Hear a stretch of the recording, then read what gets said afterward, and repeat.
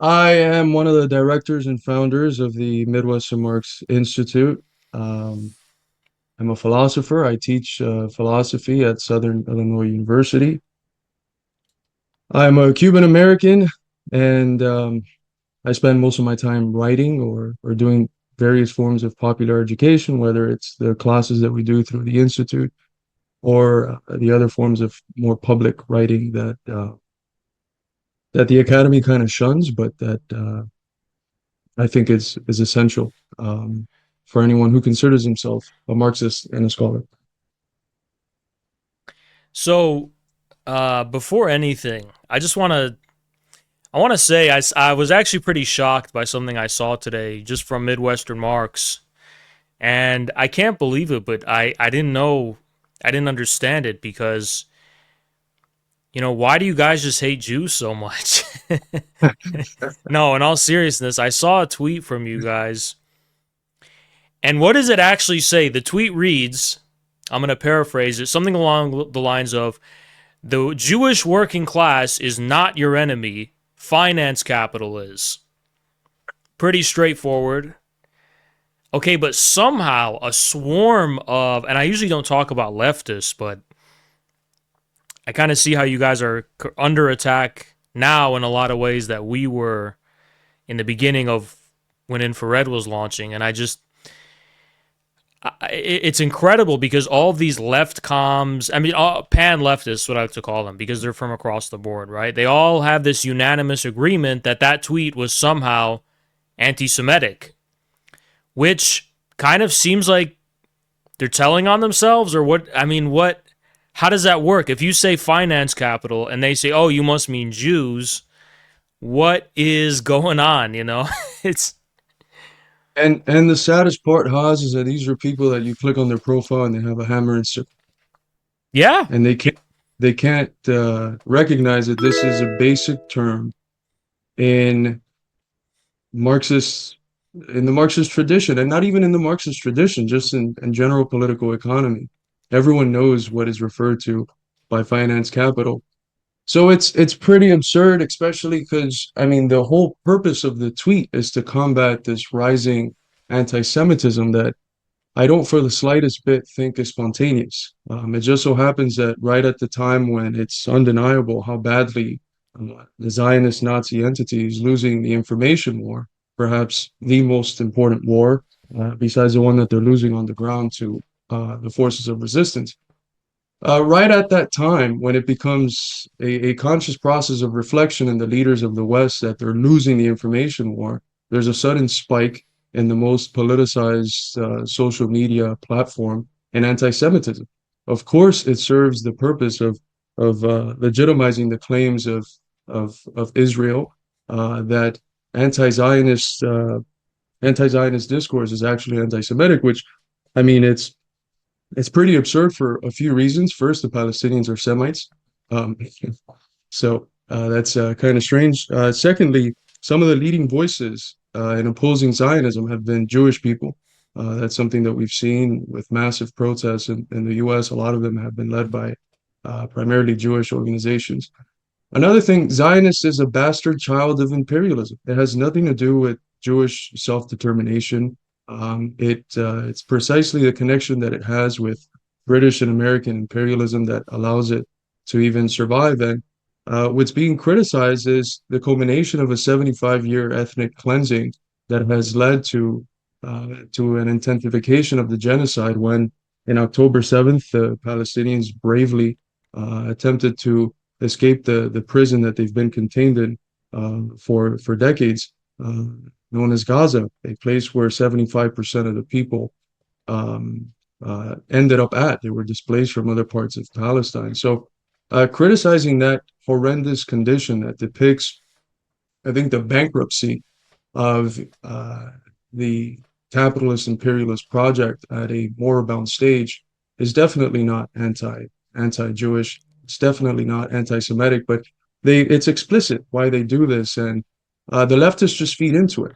They feed into it, and the way that these algorithms work is that it creates these positive feedback loops that end up influencing people who somehow 6 months plus in might be neutral on this issue, and they see the leftists say one thing, then they see the I'm pretty sure not very spontaneous rightist jump on and say, well, who are the real finance capitalists? It's um, and it just feeds into this anti-Semitism that just divides us. This is something that Marx, writing on the Irish question and on the question of American slavery, these are just like tools that the ruling class uses to divide working people. And Marx has a he refers to it as the secret through which the ruling class sustains its power. Um, so it serves to divide and uh, to recuperate this increasing elevation of consciousness that's surrounded by the fact that people are seeing a genocide unfold on their phones, and they're beginning to draw other connections besides the Israel-Palestine affair. They're beginning to question the system as a whole, and in times of crisis, capitalism has always turned to Nazism and fascism. So that's what we're seeing before our eyes, and at a time when groups like ours and like the Infrared Collective are trying to combat this for these leftists to come after us. It just shows that, as Stalin once said, they are objectively the left wing of fascism. Yes, because it's curious. They've contributed nothing to the effort to curtail the rise of this new form of anti-communism, which, as you mentioned, I don't know actually if you mentioned this directly, but it's a swipe against us. Why Yep. anti-communism at this moment in the form of anti-Semitism? Why now? Why communism? Why are they mentioning communism? It's not like there's a communist movement. It's because of us gaining traction, us gaining steam, and many people recognize it, some positively, and others are very terrified of it, actually. They're very distraught. Now, I do find it interesting because when you probe into the leftist arguments, more or less, it seems like they are saying something along the lines of, well, why are you privileging or focusing on finance capital when industrial capital is just as much what upholds capitalism and is a part of capitalism? And then I see it's funny because you guys are just linking Lenin's imperialism. And I think, I don't know if it's like lost in translation or something, but do people not know that monopoly capital is finance capital, that they're one and the same thing? Because so-called industrial capital was the type of capital that Marx was primarily describing in Capital Volume 1, which is the traditional form of industrial kind of commodity production and reaping a profit based on the sale of commodities directly and accumulating capital on the basis of surpluses reaped thereof. That form of capital does not exist anymore. It's been completely subsumed by monopoly capital. So I would even go so far as to say, because people are saying, well, you just side with industrial capital rather than finance capital. And I'm like, okay, show me the industrial capital. There isn't. Every single independent, let's say, entrepreneurial or industrial interest is dependent through debt on finance capital. And if they're not in debt directly, the only way they can ascend in terms of the expansion of their business operations is by having funds allocated to them by finance capital, right? So the notion that there's even such a thing as industrial capitalism anymore is an absurdity. Where are the industrial capitalists? They've all been subsumed in a hierarchy, the top of which is monopoly finance capital. Lenin observed that to be true for his time. Keep that in mind. It's especially true in today's era, where it's even gone further in the degree of abstraction from real production. And most of this nonsense comes from a guy named, I don't know if you know him, you're familiar with him. His name is Moishe Postone, and he's a kind of darling of the leftcom crowd, so-called leftcom crowd, the non-Stalinist left. And Postone kind of came up with a brilliant idea that basically you can be anti-Semitic without mentioning Jews. He called it structural anti-Semitism. So when you personify capital in any kind of way, when you associate capital with a specific concrete interest of any kind, rather than a pure abstract structural relationship. That's actually a form of structural anti-Semitism. So, for example, thank you so much, Israel Steny. So, for example, if we say that, okay, there is a monopolist ruling class. It's an actual concrete class with a concrete class interest, and it's like controlling the government, and it's starting all these wars, and it's ruling society as a ruling class. It's in the name. Postone would say, well, you're not mentioning Jews, but the similarities with anti-Semitic conspiracy theories are so stark, and they parallel each other so strongly that you're actually a structural anti-Semite. So that's where this idea comes from. And it's interesting because the vogue high IQ Marxism of the left comes, because keep in mind, these people have this idea that it's kind of funny. They're like, oh, you guys are MLs? That must mean you're like idiots. We're actually the guys who like think. There's even this like meme that like, oh, left comms read a lot of books. No, they don't, right? But anyway, the vogue idea interpretation of Marxism is that classes are just pure structural relationships and patterns which have nothing to do with concrete interests. It's actually just a kind of specific form, right, of society, which is totally impersonal, which totally is abstracted from any kind of like real flesh and blood interests. And that, they identify this roughly, and it's all bundled up in what they call the value form. It's kind of German value form theory, right? And this is where this kind of notion of capital as this transcendent force comes from. Oh, capital has subsumed everything. Oh, capital is doing this. Capital is doing that. How can we escape capital? It's just so inescapable. And it's like Marx and Engels are writing, yeah, the process of capital accumulation inevitably is laying the foundation for its own dissolution. Like the acceleration of capitalism is laying the foundation for a transition into a new mode of production. These guys are saying, no, actually, the fact that the origins of socialism are from capitalism means that it is forever tainted by it, that everything we call socialism in history is actually just capitalism because it bears the birthmarks of this prior mode of production. And capital is this transcendent, inescapable force, which is totally impersonal, has nothing to do with concrete class interests or collective interests or groups of people. And that if you departure from this, let's call it abstract Marxism, you are no different from a fascist or an anti-Semite, because their mistake is personifying capital and attributing to it concrete interests.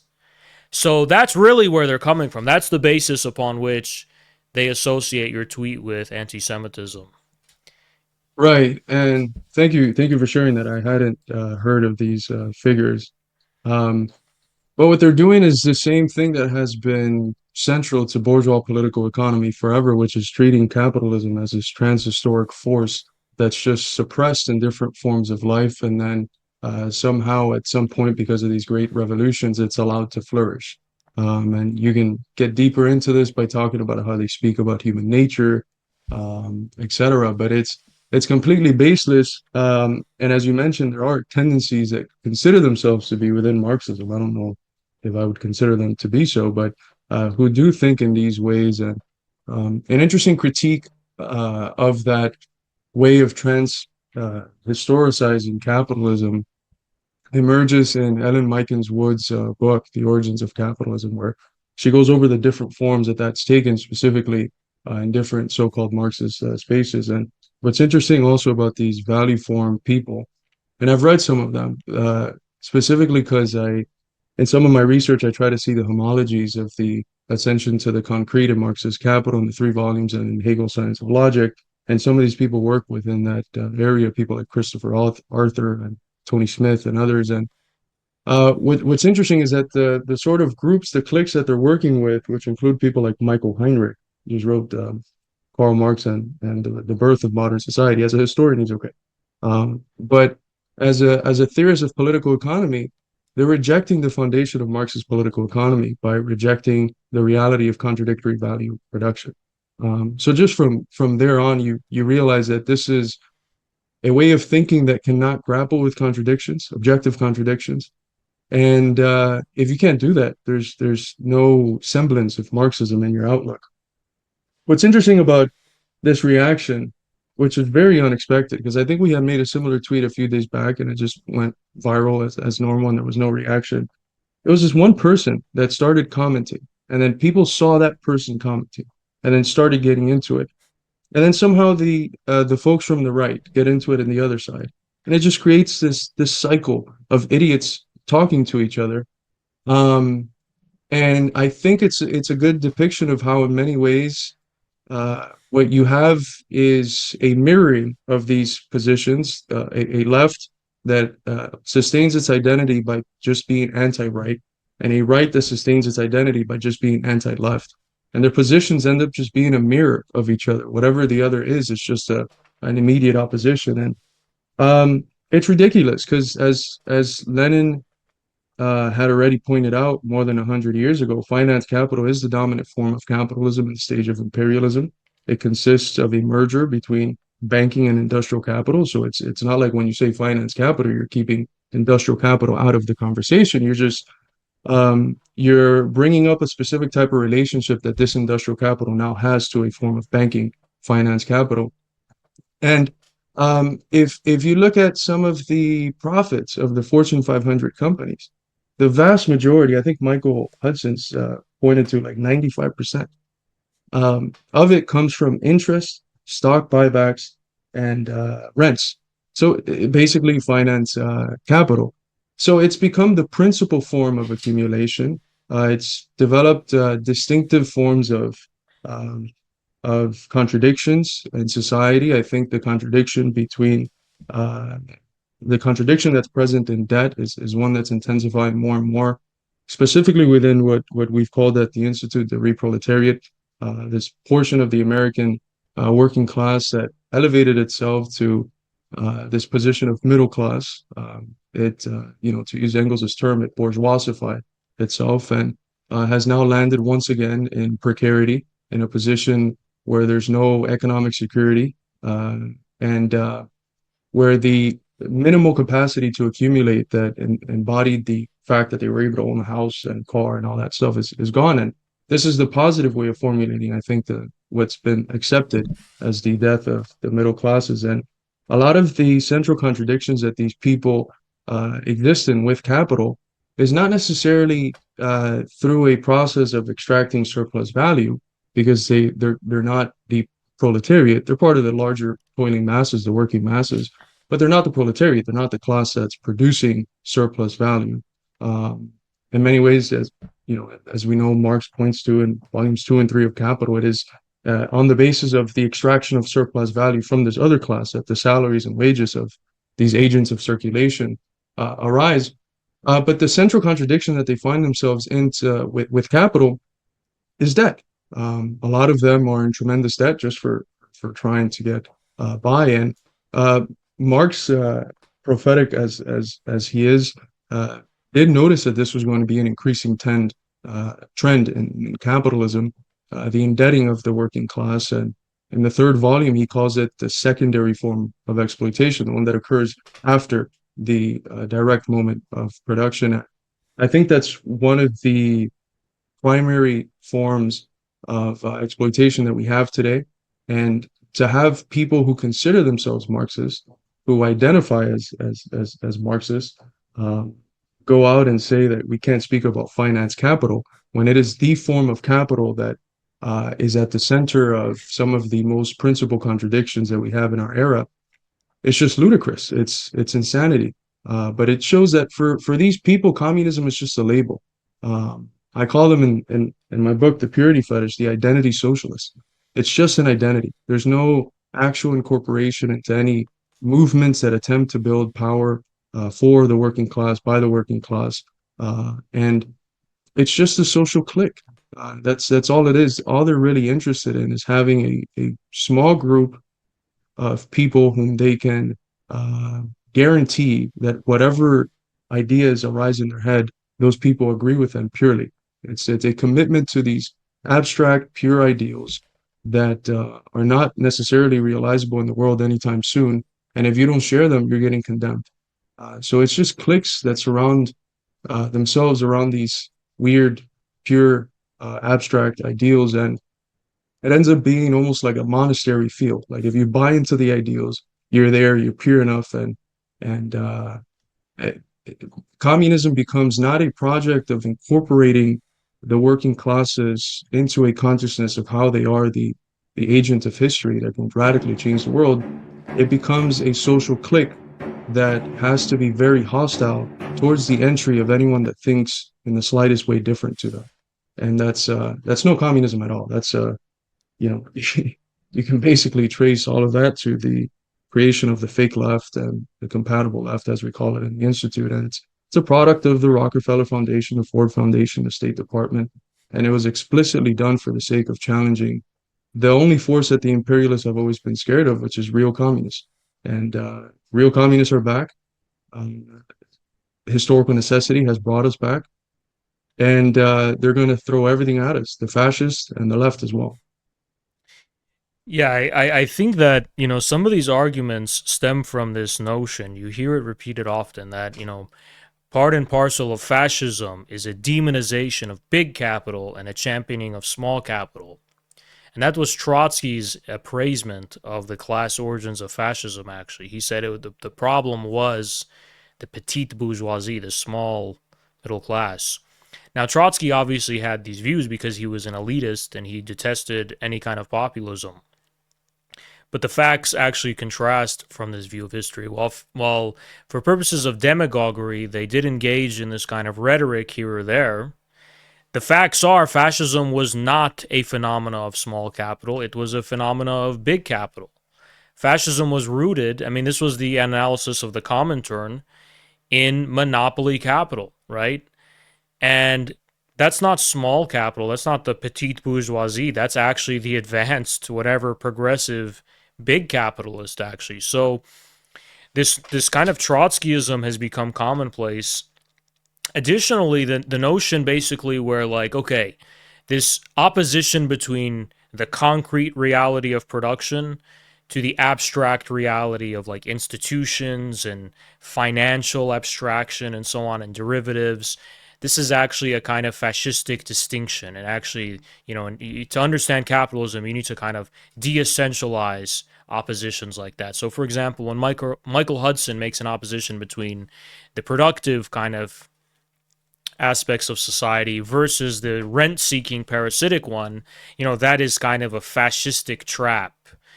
And it's just, first of all, it's ironic that they're speaking from a pretense of Marxism, because the first gesture of Marx was what? I mean, the first thing he did to distinguish himself was from Hegel was to reject the kind of pure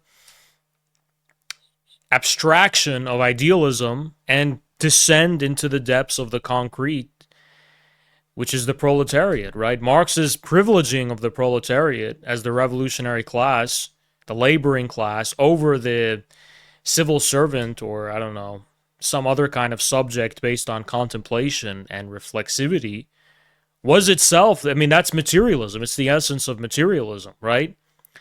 And obviously, it's a given, it's a truism within Marxism that socialism amounts to the unleashing of the productive forces from the fetters of an increasingly outmoded, increasingly superstructural, and increasingly abstract relationship of capital. And the valorization of capital ceases to be organically based and reproduced just from the concrete content of production, but increasingly takes a political, abstract, and superstructural form. That's imperialism, right? So when we oppose the parasitic rent-seeking elements from the kind of, and what are the productive elements in society? It's actually BRICS. It's Russia and China. I mean, is that outside of capitalism entirely? I mean, people can debate about that, but the fact is that they are positioned against monopoly capital. Yes, because that distinction between the productive versus the parasitic is operative in that case, right? And which one is on the side of socialism? I think it's plainly self-evident, And it's like this view that that, oh, actually, you're talking about productive capital, but what we call productive capital in China and Russia and BRICS and so on. I don't really think you can reduce that to capital anymore. I think the extent to which the necessity of the productive forces in those countries to have to be socialized, the extent to which they have to obey long-term planning, the extent to which they're inexorably entwined with an overall view of production based on use value, more or less.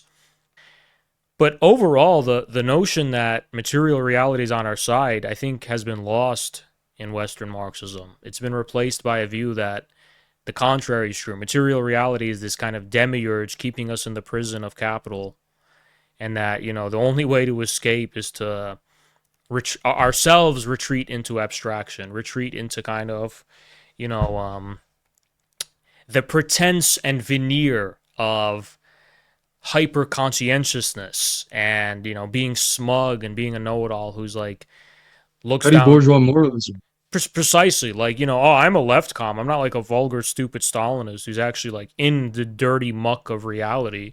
I'm in the know about true Marxism, right? So it's like that's really the kind of nonsense we're dealing with, I guess.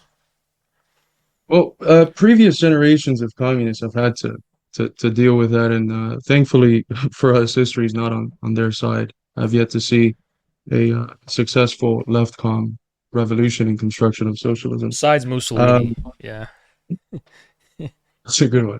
Um, it's so important to talk about the real origins of fascism, and why Trotsky is wrong with seeing it as rooted in the petty bourgeoisie. That's not to say that there wasn't petty bourgeois elements within it, but it's abundantly clear if you look at the evidence that the Nazis and the fascists in Italy and in Spain could not have came to power without the most developed parts of big business.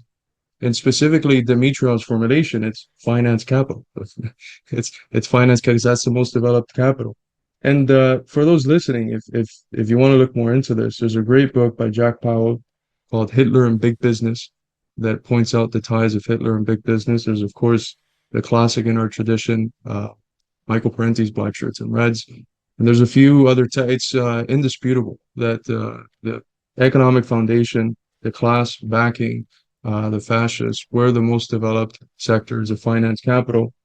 Um, I like how, I mean, of course, you're completely correct to say that given in Marxism has been the fact that uh, that we're here, and if we succeed or when we succeed, the forces of productions will be unleashed. That's one of the central guiding threads of the movement of history, um, of the materialist understanding of the law of development that's operative in different forms of life. uh, Marx makes it his mission to show how it has been um, the fetters that the feudal mode of production, the corporate guilds presented to the development of the forces of production that were one of the central components in the development of the bourgeoisie. And that's not done for no reason. Uh, that's done for the sake of showing, well, there's this historical tendency that as soon as specific forms of intercourse, specific class relations prohibit the development of the forces of production, along with the specific classes that embody those contradictions, you will have a condition where you either have the dissolution of all classes in society or you have a revolution. Um, and he points this out in various different societies, and then he elaborates that very much as to how it exists in capitalist society. And this is telling for a few reasons. Every year I have to teach Marx in my history of Western philosophy class. And there's many assumptions that people operate with about Marxism. One of which is Marxism is just a sort of Christian asceticism where we all just want to be poor. That's obviously a McCarthyite manufactured lie that it seems like a suspiciously large number of leftists are accepting today. Um, that's not the case. But one of the central reasons why Marx had the confidence that socialism will succeed is not only the capacity of the proletariat that sort of embodies in its individual will, the will of history, where this cunning of reason is operative. But you also have an understanding that capitalism stifles development. Capitalism stifles development, and socialism doesn't.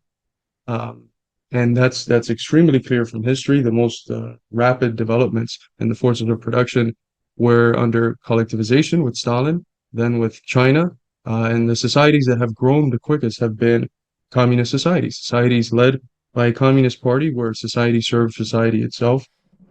And that doesn't mean that unleashing the forces of production, people hear this and they just think about like a factory cranking out shirts nonstop that no one needs. It doesn't mean like expanding the parts of capitalism that today function as a system of waste, as William Morris, the famous British socialist, called it. So like if shit like fashion, I mean, it doesn't mean just making more shit like that that just ends up in a landfill. It means producing more efficient. It means that our cities will not be crumbling. It means that our we don't have to wait 2 years to get potholes fixed. It means that we can develop and create the sort of abundance, not that's just ridiculously wasteful, but the sort of abundance that allows for each human being to have the conditions necessary to flourish as much as possible as individuals. And that's something that capitalism prohibits for the vast majority of people. And when you phrase it in those terms, it for the American people at least, it becomes almost self-evident that that's a condition we don't have today. They can't flourish. They can't uh, actually actualize those rights to life, liberty, and the pursuit of happiness. And that communism, when you actually explain it to them, is a system that is foundationally rooted in giving you those actual, concrete, real freedoms that are experienced as freedoms. Um, Not this bullshit bourgeois freedom that's it's a freedom for them to accumulate capital, and for the vast majority of people is experienced as a form of unfreedom. Just like their democracy, it's experienced by the vast majority of people as a highly undemocratic society. Um, but as things intensify, I agree with you that productive capital, industrial capital, takes more and more an explicitly progressive an explicitly progressive condition. And I agree totally here with Michael Hudson's analysis. He holds that if the old Cold War was one explicitly between socialism and communism, today it's one that's between industrial productive capitalism and this more parasitical financial capitalism. And I don't know if capital is still the right word to refer to it. I still refer to it as capital, but it's not capital and how it functions within capitalism, where it's elevated to this position of supremacy over and above any other common interest of society. It's capital being used for the sake of society. And the Chinese have been extremely successful in doing this. The Russians, even though they're not led by a communist party, they have the communist legacy, but they've been extremely successful in doing this. And other countries have as well. Iran has been successful in doing this, and others have. Those that are large enough to to not be as damaged as other countries, smaller countries like Cuba and Venezuela are when they're hit with 900 fucking sanctions and this hybrid warfare. So yeah, but I'll stop rambling. No, I mean, yeah, I think one of the reasons it's also because people also kind of are operating with this distinction, like, okay, well, industrial capital is from the past. So if you're opposing, if you're championing these outmoded classes and interests and not getting in with the times, you're basically a reactionary, and that's kind of where it seems like the logic is coming from. But I think what they don't appreciate is that when we talk about industrial capital, first of all, we're talking about an incipient interest. So it's mainly an aspirational interest of society. I'm an entrepreneur and I have this vision to produce this and do this, and I can't do it because there's so many gatekeepers and institutions stopping me. And you read Lenin's analysis of the Russian capitalism, and that's what he refers to the petite bourgeoisie among the peasant as an incipient bourgeoisie. It's not really an established bourgeoisie, but it's aspiring towards something like this, but it's being blocked by the forces of feudalism and monopoly capital, right? And their democratic aspiration is to get rid of the gatekeepers and open the way to have the opportunity, specifically by resolving the land question. Now, obviously, we saw that that peasant revolution, that democratic revolution, as it's called, wasn't didn't actually lead to the creation of a peasant capitalist class. The Stolypin reforms were a separate historical phenomenon, I would argue, which were reversed very quickly. It was a return to the actual, or more or less organic communal form of production that the peasants were participating in for a long time, actually, right? And when that was modernized through collectivization, it was even that aspiration, let's call it, incipient bourgeois aspiration, actually turned out to be not bourgeois at all in content, but rather a type of concrete content of socialism itself. In Economic Problems of the USSR, Stalin said, socialism isn't just state property. Socialism is also this new thing called the collective farm, which isn't state property. It's a form of people's property, right? And so I think the lesson you should draw from that is that the incipient, let's call it, interest of industrial capital isn't necessarily a capitalist interest. And if you look at BRICS and the countries that actually that represent so-called industrial capital, let's call it, like I said, it's kind of, and like you mentioned, it's kind of difficult to precisely say this is capital still, right? It's the only way the aspirations of the incipient industrial element can be satisfied is through socialism. Because the extent of socialization represented by, let's call it, like, derivative finance capital, because we're even at a deeper layer of abstraction now, right?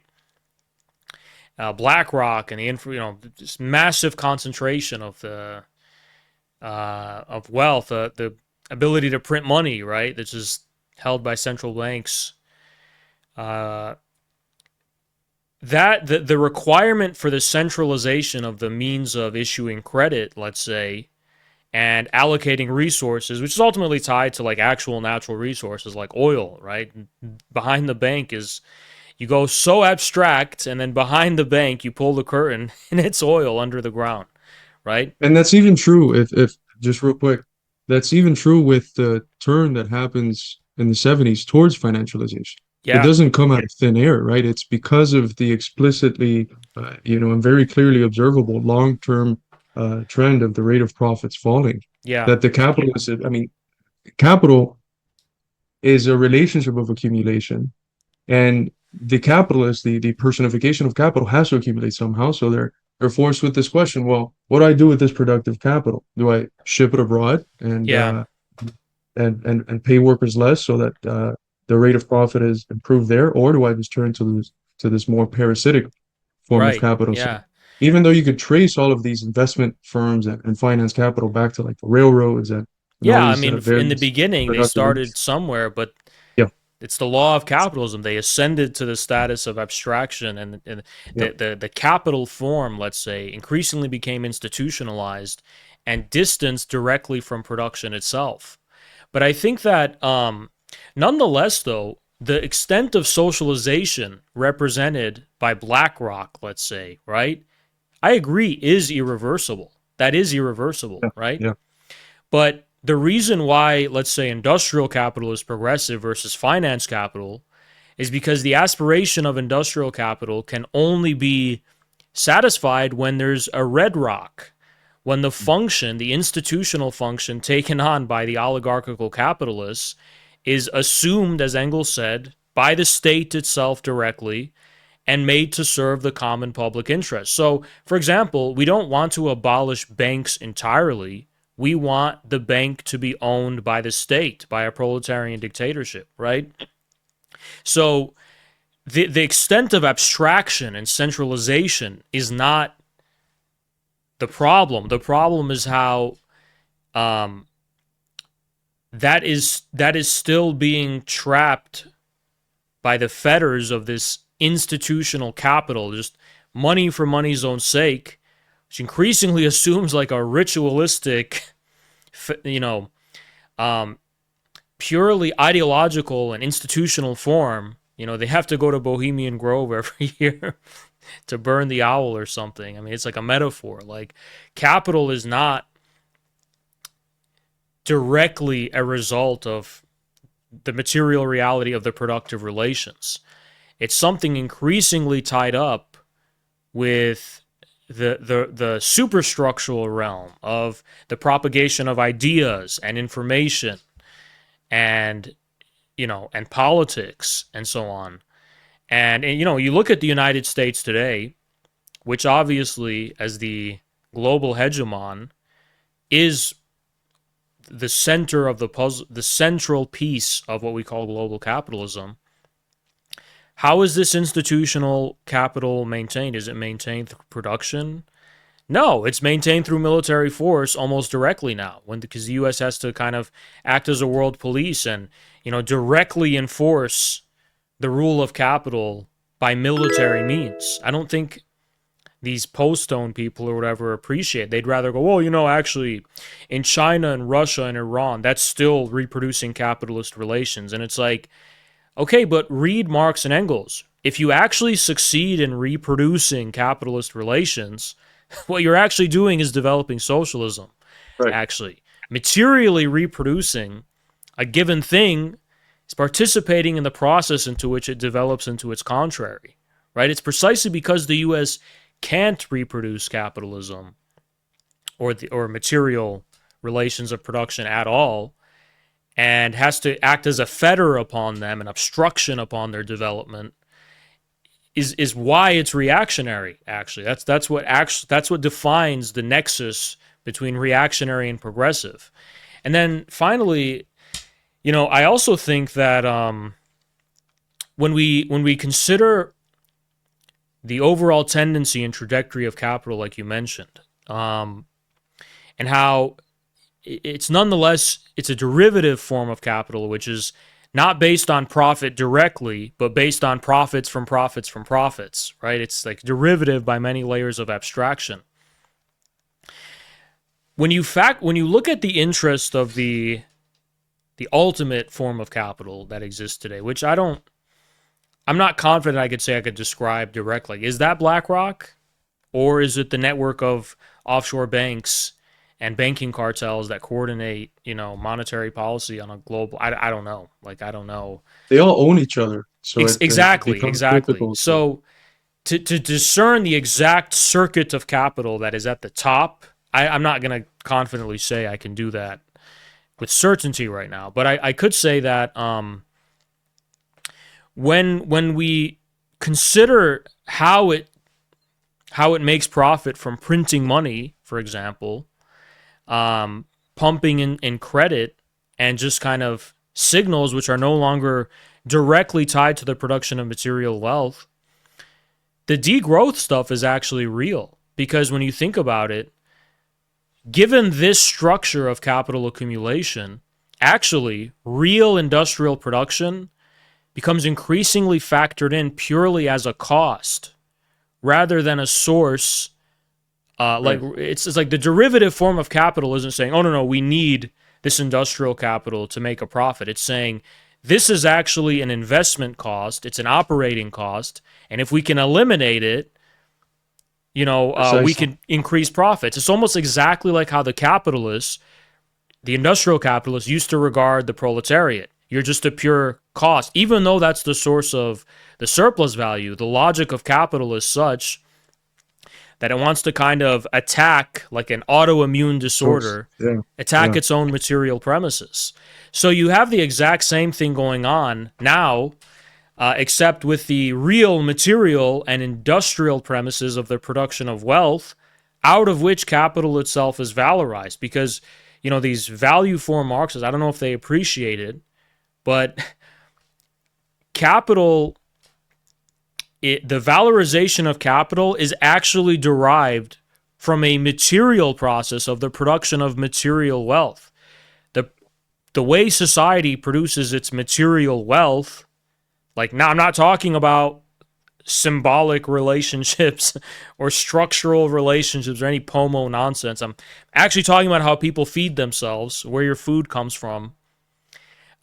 That is how Marx and Engels understood what a mode of production is. They didn't say, "Oh no, it's just like it's in a totally ethereal, you know, structural pattern of capital." And it's like, no, this is based in actually a form of production. Like words have lost meaning. Production is no longer about actual production. It's about reproducing a specific form of ideas, the Platonic ideal of capital, right? So it's just kind of, I mean, they've really just ventured into idealism and accused materialism of being fascist, basically.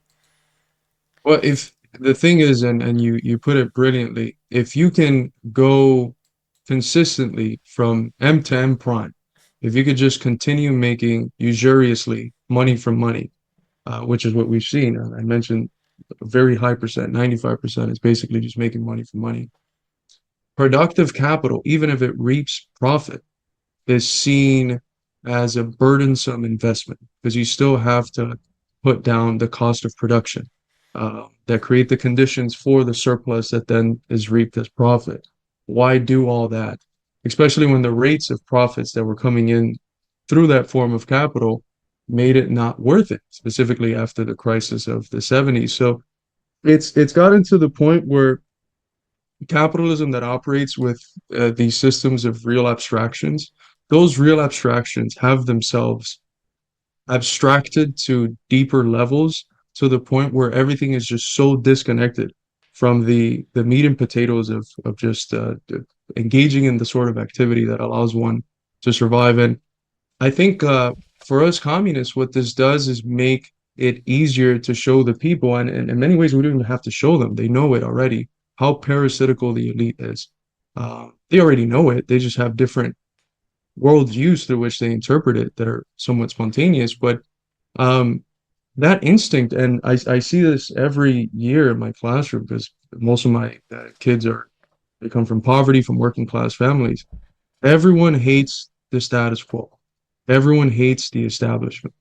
And it's very clear. They just cannot survive and obtain any form of security. And they're seeing their parents live in constant precarity, and they can't even imagine getting to the level of stability that their parents had. Uh, so this is it's creating a very dangerous condition for the elite. Uh, and it's not disconnected with the rise in this sort of, I've called it environmental neo-Malthusianism, where it's just promoting this you will own nothing and be happy. You have no idea how many people, every time I talk about how in class, and I just finished a couple weeks on Marx, every time I bring up how it is that capitalism fetters the development of the forces of production, you have no idea how many people just come back to that slogan. You will have nothing and be happy. And that's the reality of the contemporary bourgeoisie, and it's not new. Engels mentioned in a review of Thomas Carlyle's Past and Present. Thomas Carlyle was one of these uh, reactionary conservative socialists of sorts. And the past and present text is actually very interesting. I think that there's some homologies with some of the ways that Tucker Carlson talks today. But that's besides the point. He says in the review that uh, that Malthusianism is always present in a section of the ruling class. It's always been there. They want to depopulate, and it's because at the social level they don't value humanity. They just value their class. They don't value humanity at all, and it becomes burdensome. And if it wasn't for the fact that we make profits for these people, they have no need for us. As the Harari, one of the favorite ideologues of the WF, we have no need for the Hey, vast cool, majority of cool it humanity. with the dog whistles here. All right, the anti-Semitic Harari? dog whistles. Oh, I mean, you just mentioned. I actually don't know if he's Jewish, but you did mention a guy rather than an abstract capital oh, relation. So, no, but they're literally saying it. We have no need for the vast majority of humanity. And it's scary, and that's why we have to affirm as communists, our fight is for humanity. It's not just for the working class, it's for humanity itself. These people are evil. Um, I don't hesitate to invoke that category. They're against life. They're They're a cancer that just devours all forms of life, and um, it's a very righteous cause that the one that we have. And when you have in the West and specifically in the US such a crisis of meaninglessness where people are just, falling into deep forms of nihilism, of bad consciousness, of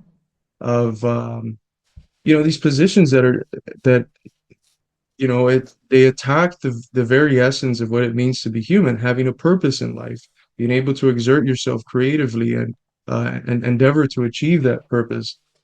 When you have this crisis of meaninglessness, and you have a group of people that are allowing you to make sense of why it is that your life is so distraught, that are showing you the systematic roots of your individual ills, and that show you how to move forward. Those people are very scary because not only do they say, here's how your condition gets better, but they also afford the vast majority of people a purpose unlike any other, which is the purpose that one obtains when they fight for something bigger than themselves, when they fight for something that's not just the things that are around them, when they're not just fighting for basics, when they're fighting for humanity, which is ultimately what our fight is, a fight for life. We love life. That gives everyone a tremendous sense of purpose who actually takes it up seriously and doesn't treat it in this monastic fashion of I'm just gonna sit around and excuse my obscene reference, circle jerk with the five people that fucking agree with me. When you treat it serious, it's a tremendous source of purpose, and it makes it very easy to sacrifice the things we have to sacrifice. I live in poverty, dude. I have the degrees, I have everything, but I live in poverty, and I'll continue living in the way that I am, if it means advancing the struggle. And that sense of purposefulness is something that I think the vast majority of the people, especially in the U.S., that are dealing with this crisis, meaning the rise in depression, the rise in anxiety, uh, is something we can afford them at the more subjective level. That's not just we're going to improve your conditions, but we're also going to give you a project in life that's meaningful, and as meaningful as any other. Yeah, I mean, I can somewhat relate a little bit. Thank you, Eddie. Appreciate you. Kind of hurting my case right now, the poverty thing with the subscription, but no, I can somewhat relate because I did get a scholarship to law school and I was in law school, right? And then like I got some marginal success streaming. I wasn't making money at the time, but I was like get marginally successful, and I was like, you know what? I'm gonna do this instead. I'm gonna be like a full time preacher of Marxism, I guess. And so I left, didn't fully leave. It's still kind of a leave of absence, although I don't know if I haven't checked back in a long time, but I do understand that, like, committing for a deeper purpose, and I'd be way more wealthy if I went down the other path, but it's just like I don't even care. It's not even worth that. But I think one of the things I wanted to say though is that I think this is a good example of, I don't know exactly what I would call it philosophically or theoretically, but it's like a very Hegelian move where you're in this kind of unhappy consciousness and you think that the contradiction is just between your consciousness and the world. And then the Hegelian move is a kind of displacement where you recognize actually the contradiction is external and it's immanent. It's out there, actually. And this is the kind of reconciliation. And it's really similar when it comes to this stuff about Marxism and the pan-leftist twist on Marxism, according to which, capital is this somehow rational force that's reproducing itself materially, not just institutionally, but materially reproducing its existence at the expense of history. It's like transcendental. Because you mentioned, for example, something that is paradoxical. If MM prime is pursued and the actual material premises of capital's valorization are cut off, how does the derivative capital continue indefinitely? And then they would reproach us and say, no, you see, they depend on the industrial capital, so it's an absurdity. How could it be that they are trying to degrow, and how could it be that they're trying to kind of attack their own premises? That's an absurdity, and I think they're missing the point, because that's our point. Yes, it's a paradox. Yes, it's a contradiction. Yep. That's exactly why capitalism is destined to be supplanted by another mode of production, because it actually doesn't succeed in reproducing itself.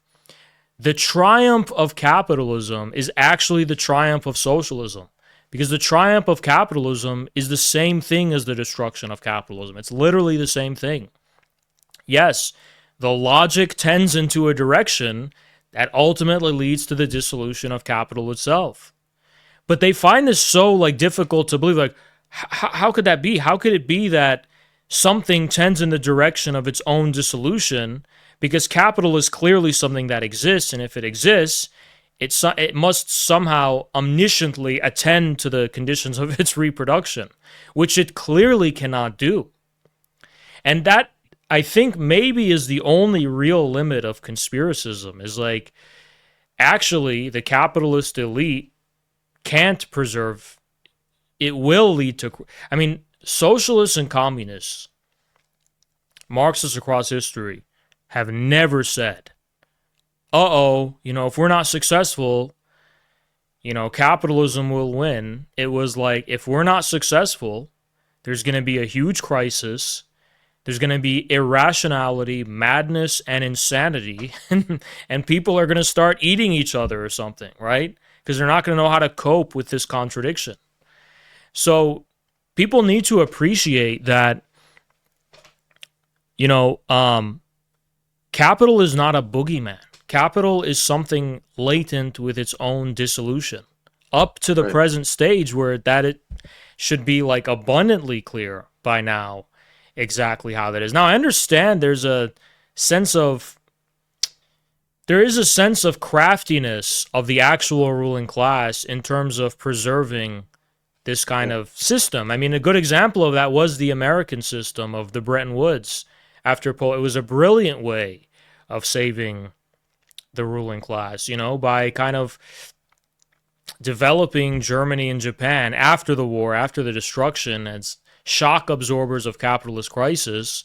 This was actually a way to extend the lifespan of capital. Is it still capital? I don't know, but clearly the institution of capital, at least, right, as it existed. And you could say that, okay, why can't something similar happen now? Well, the issue is, one, you can't divorce the Marshall Plan from the context of communism as a kind of pressure upon the ruling class to actually adopt socialistic and communistic policies. Sorry, communistic is a little loaded. I'd say socialistic policies to compete and to stop the spread of communism. But I think that what really we're looking at today in terms of why that's not viable, right? And some huge craft. I mean, that's what the Great Reset is supposed to be, actually, right? It's supposed to be that. But the reason I don't actually think it's possible is because I think that when you look at the nature of monopoly capital today and the extent of the overhaul, literally a great reset that would be necessary to meticulously fashion the economy in such a specific way that allows for the reproduction of these institutions, right? That is not politically viable. You can't do it because there's a lot of political hurdles, specifically the phenomena of populism and actual resistance by the population, right? Furthermore, you also have to understand that, of course, capital, or the capitalist institution of capitalism, capitalist civilization, does lead to fascism. It does lead to madness. It does lead to war.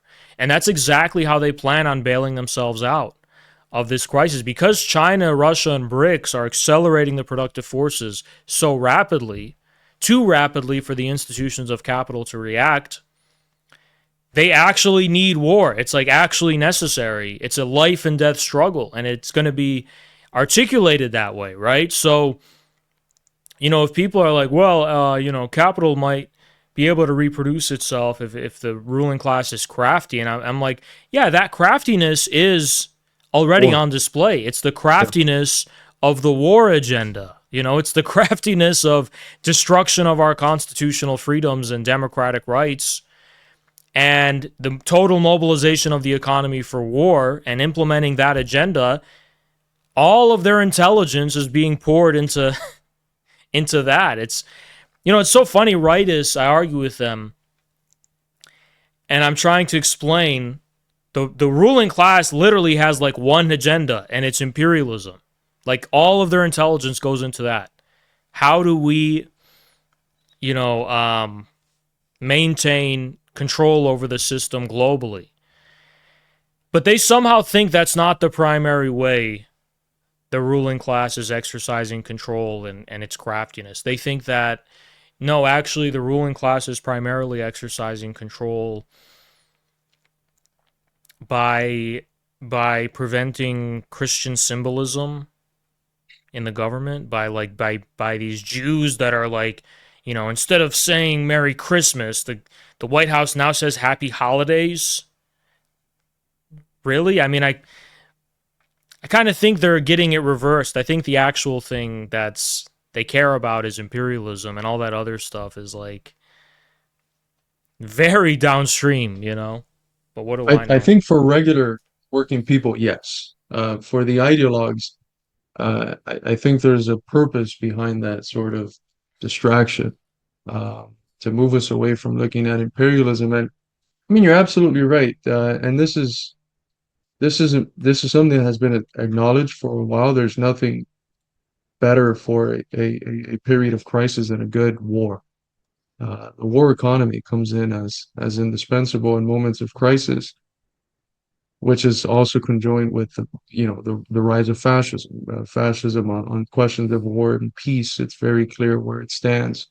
Um, I don't think it will have the same success that it's had in the past, simply because the material incentive in the population is just not there. It's not there. We don't have um, the absurd super patriotism of the past of my country's always right, even when it's wrong. Um, I think in many ways, the sectors that would have had that have become a lot more critical of the foreign policy of the country. We also don't have this sort of fracturing that existed in a very real way in the working class in the pre-civil rights revolution era, um, where it was very easy to divide working class people and get some to buy into imperialism and others not to, um, on the basis of race. I think that the civil rights revolution creates the conditions for the possibility of making the class struggle more acute. That's just a basic position in Leninism. Democratic struggles, once they're won, they make the class struggle against capital more acute. It's easier to fight a multiracial working class struggle if you're not literally divided by apartheid as we were. And then you also have a condition that I think is irreversible within the context of capitalism, which is that we're literally the first generation to live lives that are guaranteed to be worse than their parents. Like at least you had in the First and Second World War period, the prospects, the idea, the potential at hand for a better life than those that the sort of life that was lived by the people that raised you. That potential, the vast majority of Americans recognize is not there. So the material conditions, the objective conditions have changed such that the incentive that was present in other eras that allowed for the war economy to be a successful way out, I don't see that there anymore. As for the other point that you were making before that, it's interesting because I mentioned that a lot of these value theory people, they start, people like Michael Heinrich, uh, by explicitly rejecting the theory of surplus value and contradictory value production. And that relationship, which you just mentioned that they cannot get their head around, where on the one hand, you have this drive, this force moving one way, that requires this other force, but that in moving that way, it's moving against this other force. That is a reflection at a more advanced and abstracted level of the basic contradiction in commodity production, of the split, the contradiction between exchange and use value.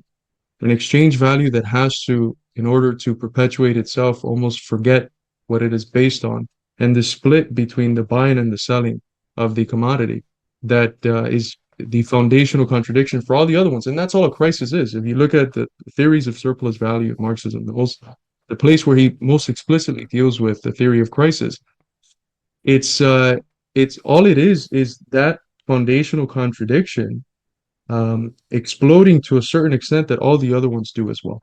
And this tension that you correctly point at these people not seeing, it's a reflection of the fact that they can't see it when it occurs at the foundation that leads it to occur in this other more abstract macro level. At the core of it, it's just an absence of dialectical thinking. We can't accurately reproduce the concrete concretely because the concrete is it's filled with contradictions.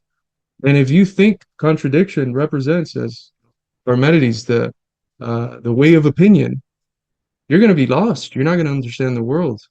And I think that there's been this tendency in Marxist, quote unquote, Marxist economics in the West to reject that contradictory value production. That when it comes to uh, issues of geopolitics, issues of empire, issues of these contradictions manifesting themselves in more macro and developed forms, they're never going to understand them because they have foregone the apparatus that would allow them to understand the foundation of those contradictions, which is the ability to think through them as a real unity of opposites operative in the world, not as this syllogistic mental. It's a real unity of opposites in the world, and if you cannot grasp that, you're not going to understand it. You're going to be groping in the dark every time you try to explain the world. You're not going to be able to make sense of it.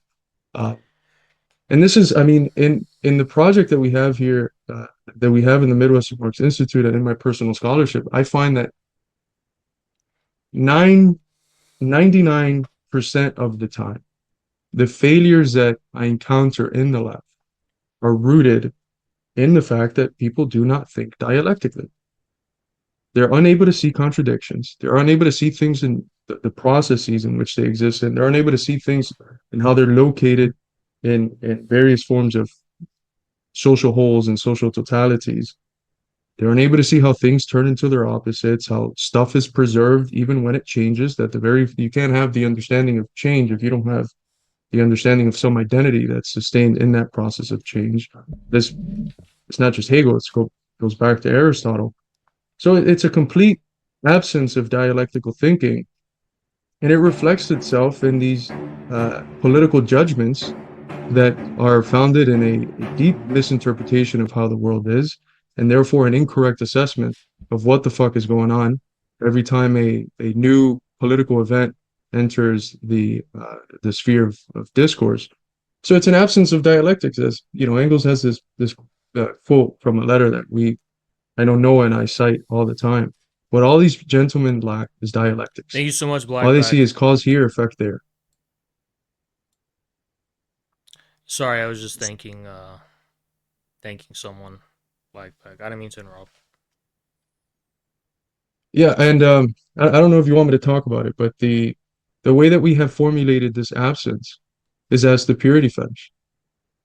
Uh, it's a it's a term that captures in a positive form the absence of dialectical thinking.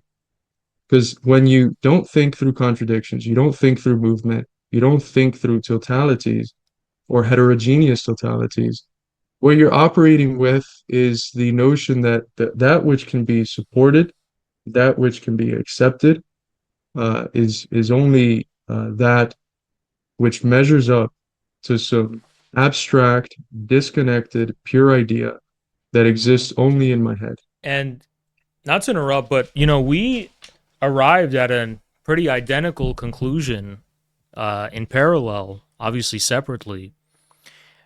but instead of the purity fetish, we called it just formalism, right? Bourgeois formalism. And one would ask, why formalism? Because isn't being one-sided with regard to content also the same thing, just as undialectical? And I say yes, but when you're one-sided with regard to content, you are faced with form. So you turn content into form and form into content.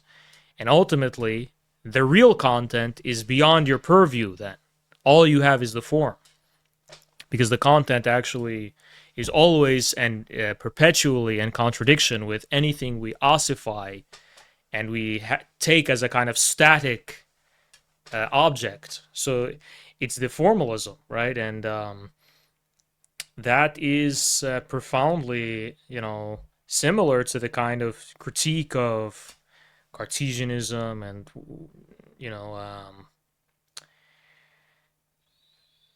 I really, I guess, racialized it in the beginning of streaming because it was like the Anglo stuff. This is Anglo-Saxon metaphysics. I was debating STL, and I was like, fucking Anglo-Saxon metaphysics from the 17th century, and talking about, because he was trying to like bring up some data stuff of like support for gun ownership, and I was like, nobody gives a fuck about your Anglo-Saxon metaphysics, No, but no shade at the Anglos, but it is these traditions that, at least in the academy, have been the most fierce opponents of dialectics, of course, uh, yeah. I mean, the biggest even distorters. even among Marxists who I like personally, I'm not going to name them because I like them a lot and I don't want to put them on blast. But the British do have a problem with dialectics. Even the ones I like who are Marxists, who are theorists. And then I'm not even letting the Germans get off the hook, by the way, because I don't think they understand dialectics either. And I always think to myself, I'm like, why was Hegel German? Kant is the German. Hegel is like Russian or something. I don't know how that guy was German, right? What's Makes sense interesting is that that Kant Marx was says, German, but not Hegel, right? And what I mean by that is that also German Marxists tend to do the opposite of the British ones, where instead of focusing on the empiricism, they focus on the kind of transcendentalism of Kant and so on. Both being, it's yeah, both being the fun. Yeah, it's interesting you mentioned Hegel being Russian because Marx says in one of his letters towards the end of his life that the people that have understood his worldview the clearest have been the Russians. Um, so, and I mean, there has been quite a bit of scholarship as to how much Hegel engaged with certain Oriental traditions and how much they influenced him in his thought. Um, that's an interesting field that I haven't done too much research in, but I think I think you're correct to describe it as a problem of formalism. And I think that the paradox is that when there's this overemphasis on form, not only do you not get to understand what's going on at the level of content, but you also don't understand what's going on at the level of form. yep, Because the precisely. correct approach, the the Hegelian dialectical approach to it is not just even like in the tradition of philosophy, you have this, well, you have appearance, and the point is to pierce through appearance and get to the real essence, get to the real content. And that's also wrong. It's a more developed stage than just I'm going to focus on appearance and form, but it's also wrong because the correct position is inquiring why it is that the content required taking such a specific form. How is it that the content, in order for it to be as content, needed to take the form that it took? And this is, I saw the meme the other day, uh, the gorilla meme with the Pepe, and I loved Which it. one? Oh, The Pepe the the gorilla Frog. Yeah, the yeah. gorilla with the Pepe and it was that's if you read uh the logic of essence, that second part of the science of logic, that's what you get. You can't come out of it thinking, really the goal of philosophy and critical thinkers is to pierce through appearance and then get at the essence of That's something kind behind. of No, it's understanding that relationship. What it's is it that requires the essence to shine forth and to reflect itself in the way that it does? it's Understand that basically It's like The interdependence of both. it's like the essence doesn't come at the expense of the appearance, Right. and it's the same kind of, even formalism isn't necessarily the only way. I say Anglo-Saxon metaphysics from the 17th century. You can we had the word the Anglo box. It was like big in the community. It's like formalism, but all of them kind of either it's the pure formalism, or there's a kind of positing of this ultimate essence behind all appearance.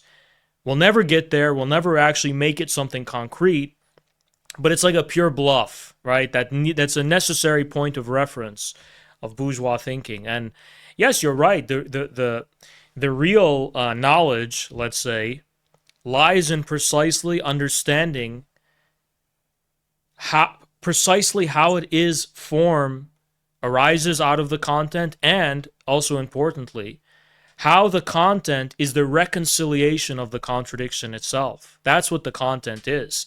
Content is not a form behind a form. Actually, it's substantialism is the word from Spinoza's Substance.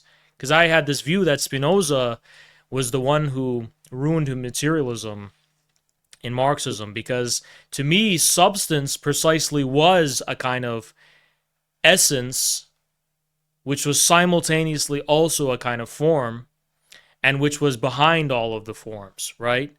And for me, the truth of the matter is that the essence is actually what reconciles the form, and it's not behind the form, because content is not itself a form. Content is the dialectical and the concrete unity of the dialectical relationship that form is suspended within, the process of, right, of the development. So, but to kind of, you can also kind of add more comments, but to slightly shift gears, because I did want to talk about this a little. Um, I don't know if this has been explored. I know Paul Cockshott, who's a British Marxist, has explored the relationship between He's one of our writers yeah, at the Institute. He's one of our researchers. he kind of explores the relationship between capitalism and thermodynamics, right? The direct like basis of capitalist production that Marx was writing about in actual energy, which I find a fascinating topic, because when we talk about this tendency of kind of abstraction that cuts itself off from its premises one-sidedly, and it's like the purity fetish, actually, right? Like what you're talking about. It's cutting yourself from your premises and just seeking to kind of arrive at a pure, or fetishizing a false ideal of your premises, and it's the same thing, right? It's exactly the same.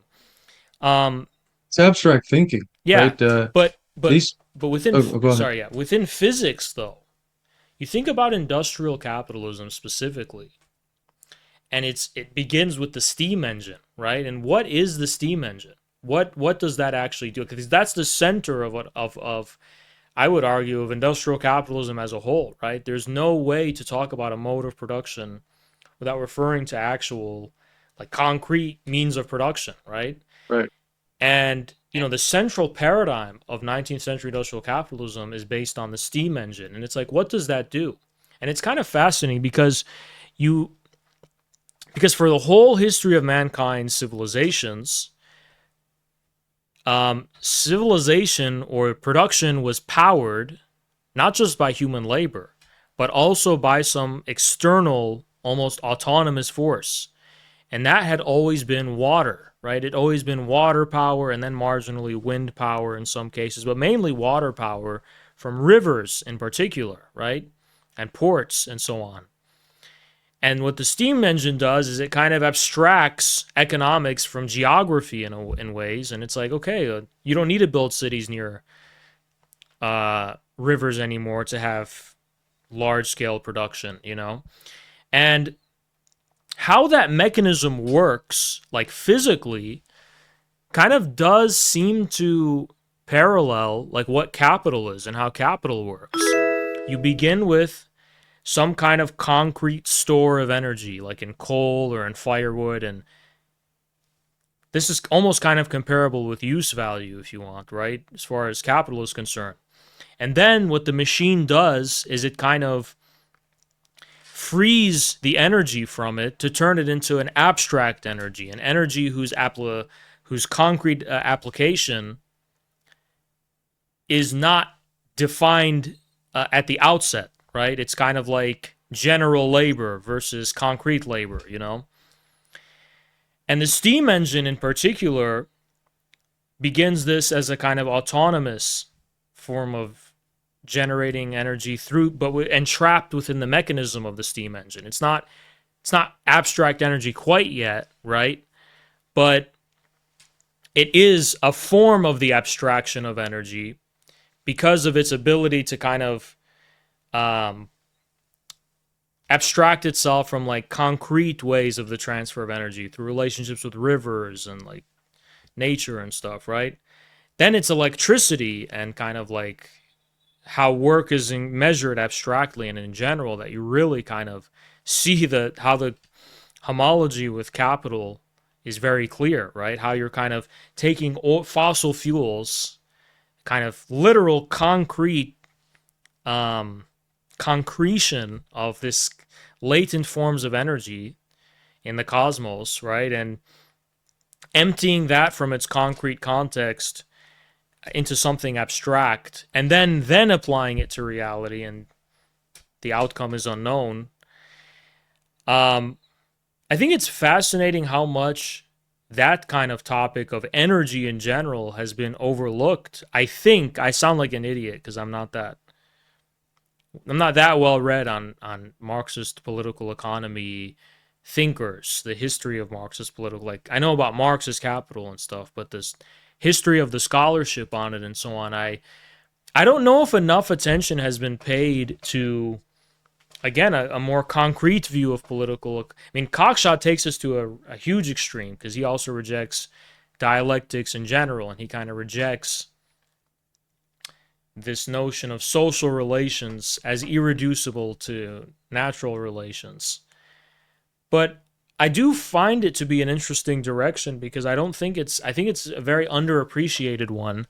And finally, it's like it is important to ask the question of like how is it capitalism outlives its concrete instantiation in a specific paradigm of production? Like, is it a coincidence that the era of imperialism was also the era of the combustion engine and electricity and a kind of shift to a totally new way of harnessing and dealing with energy, and continuing up to the 1970s with the newfound significance of oil for the world economy and the information age? I'm kind of rambling, but what do you think about that? Or I haven't engaged with any work akin to an analysis of the homologies between the development of capitalism as a social totality and the thermal dynamics that's connected to it. Um, I would say this that there's a paradox at play because capitalism is itself as a totality, as a form of social totality, a very concrete one, and in many ways the most concrete form of life that humanity had experienced up until the point of its development. And I have this thing I do with my students because one of the texts I always assign is Hegel's short little popular article, something he didn't do very often, which is called "Who Thinks Abstractly?" And um, I one of the things that I tell them when I'm trying to break down the concrete abstract is I ask them, what is concrete? And then all of them just want to start touching stuff. They want to start touching the table, the the immediate? notebooks. Right, right. Yeah. And what is the abstract? And like the image that comes about of the abstract is like, Plato's depiction of the philosopher as a stargazer, the wrongful depiction that other people make of the philosopher. And it couldn't be more upside down. Like if you trace the etymological understanding of these words, abstractus literally means that which is disconnected. Concretus means that which is complex, that which contains within it many different determinations, that which is composite, which has uh, the most concrete would therefore be the whole. Uh, and what you have in capitalism as a concrete mode of life is one that is uh, constantly, not constantly, one that is integral to it is having these different series of abstractions, these different moments that are integral to the concrete whole, and so they participate in the concreteness of the social totality of the form of life, but they participate in a way that is through abstraction. Uh, and if you look at something like labor, I mean, Marx uses, of course, concrete labor to describe the specific type of labor that's going on, and abstract labor, this sort of general socially necessary labor time, and it's quantified, and therefore the specific type of activities are just completely homogenized all to the same type of thing. The differentiation is a quantitative one. But that abstract labor, which is a real abstraction, just like the abstract commodity that it produces, it's it's a component in a concrete system. It's something that is itself concrete and obtains its meaning through the concrete. It can exist as an abstraction only because of its dependency on the concrete. Just like the concrete itself can only exist through the relations that it contains between these different forms of real abstractions. Um, don't you think it kind of um, I think it is a paradox within Marx because Marx begins Capital trying to begin level with the reader, I would argue, right? In Capital Volume 1. Like, okay, concrete labor is like labor as an immediate use value, but we know as Hegelians that's not exactly a correct description of what the concrete is, right? But I think I would argue actually that I think Marx was trying to make the case that rather than capitalism being concrete, the concrete of capitalism was actually socialism, right? The only way we could appraise the concrete content of abstract labor is if we recognize how it's being assailed by this larger historical tendency through the increased socialization of labor, through this increased divergence between the material necessities of production and labor in general versus the form it's taking in the form of capital. Um, it seems like it's not just our job to recognize the concrete of abstract labor as a form of like analysis. I think he was hinting that this in reality it was being made concrete through the arrival of, as Engels would put it, socialism from the future, victorious socialism from the future. And I think in general, when we look at capitalism as a concrete totality, we're already describing socialism, actually. And maybe society is not aware of it. But this is one of the things that is so interesting about the nature of capital itself.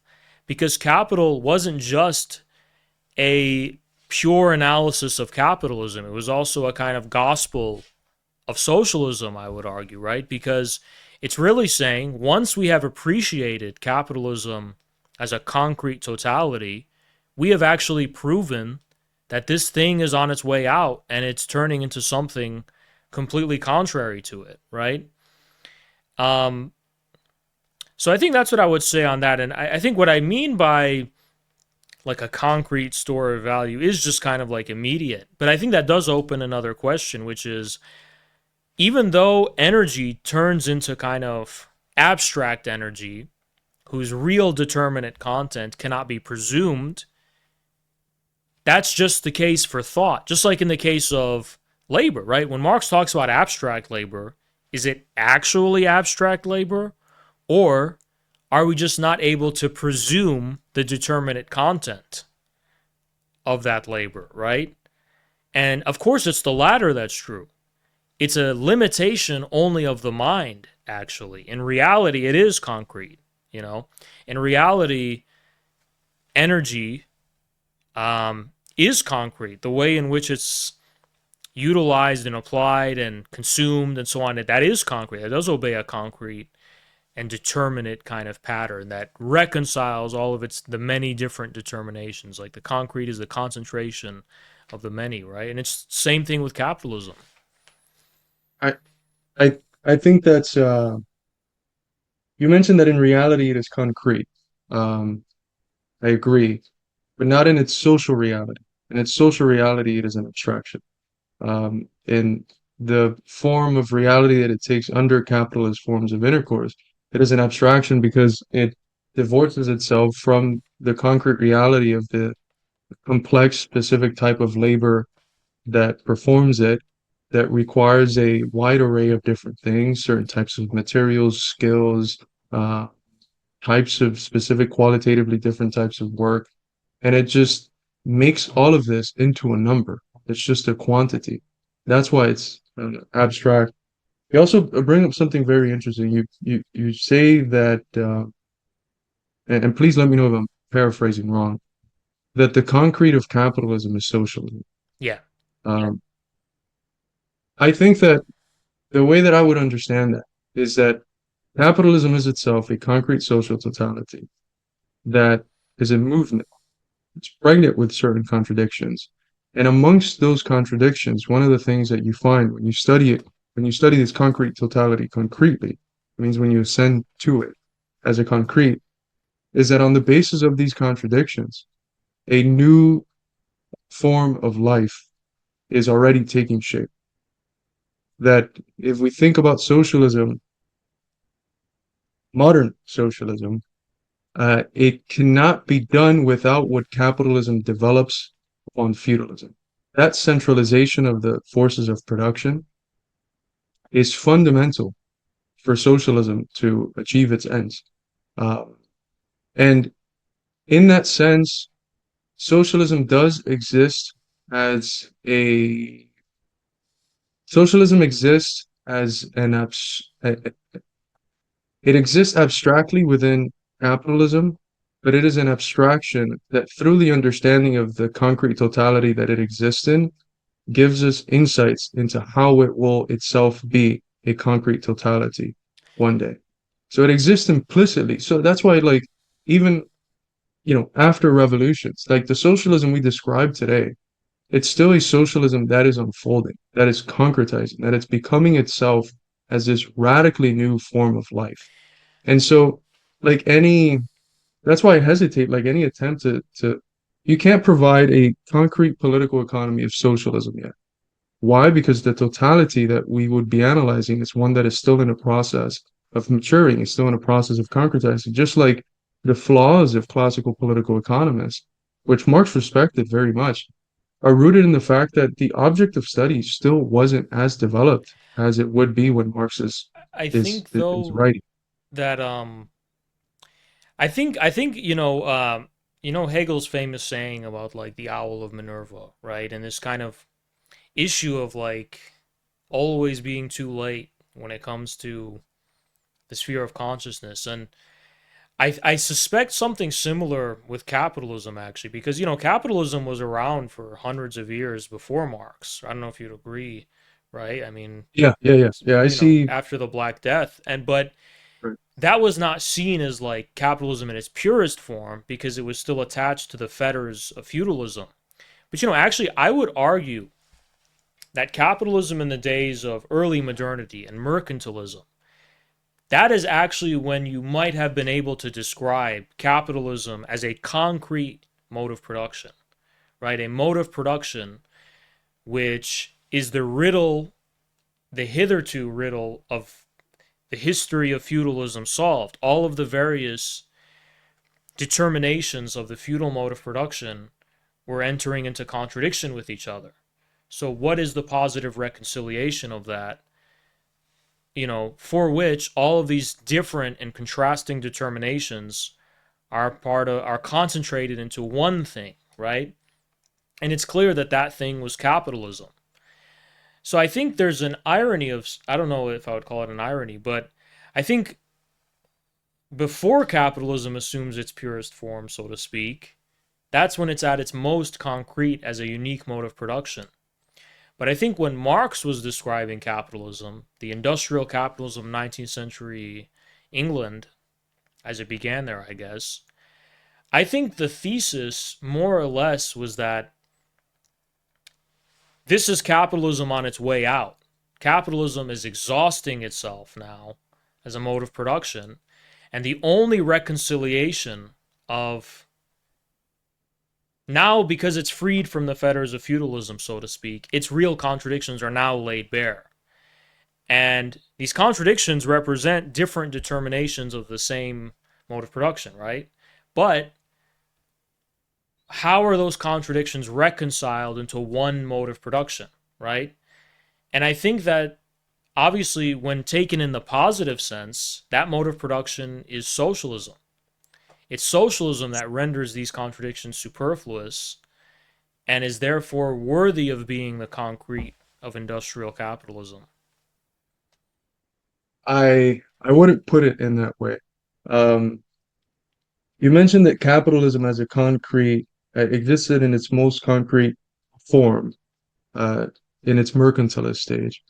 I think the notion of concrete that we're dealing with when we do that is one that's a lot more akin to a sense of immediacy. It's a lot more concrete precisely because it's still operating with self-earned private property, and it's not Oh, as I don't mean it abstracted. in that sense. I just mean like because of the proximity with the vestiges of the prior mode of But production. it's precisely because of that proximity that it is not concrete yet, that it's still abstract. It's like, I mean, it still had to mature as a mode of production. It's kind of like if we say I can pass concrete judgment on a child. Like a child is not concretely a man yet. I think the They difference, become yeah, they become a man, they obtain the complexity that makes it more concrete because I th- concrete is just having this complexity within it.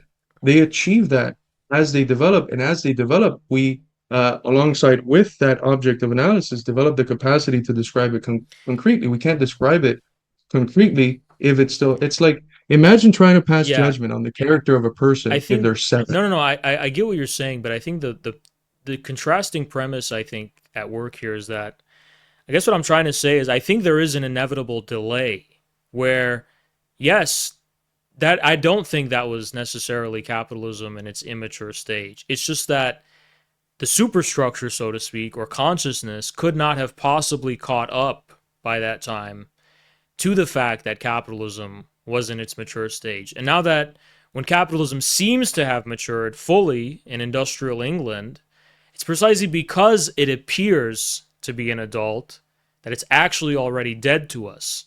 So there is this, I don't know what I would call it, even tragical relationship, like the Owl of Minerva, I guess, the delay, this time lag, where precisely when something appears to us fully, it's already gone. It's already taken flight and become something else. And I think I think that should change maybe our understanding of what the material concrete actually is. Is it really just the sum total of these various phenomenal appearances? Or could it even be regarded as a kind of materially concrete, um, this is going to sound like pomo nonsense, but almost kind of like a virtual object, the concrete thing to which the whole logic and the whole existence of the present society is actually tending towards and actually referring to. Can, can I say, because it's a very interesting quote. The Owl of Minerva only flies with the falling of dusk, right? But when dusk falls, the day is not over. You still have the night, which is the other component of, so the light of the day, the rational part of the day is gone, but its irrationality, the darkness continues.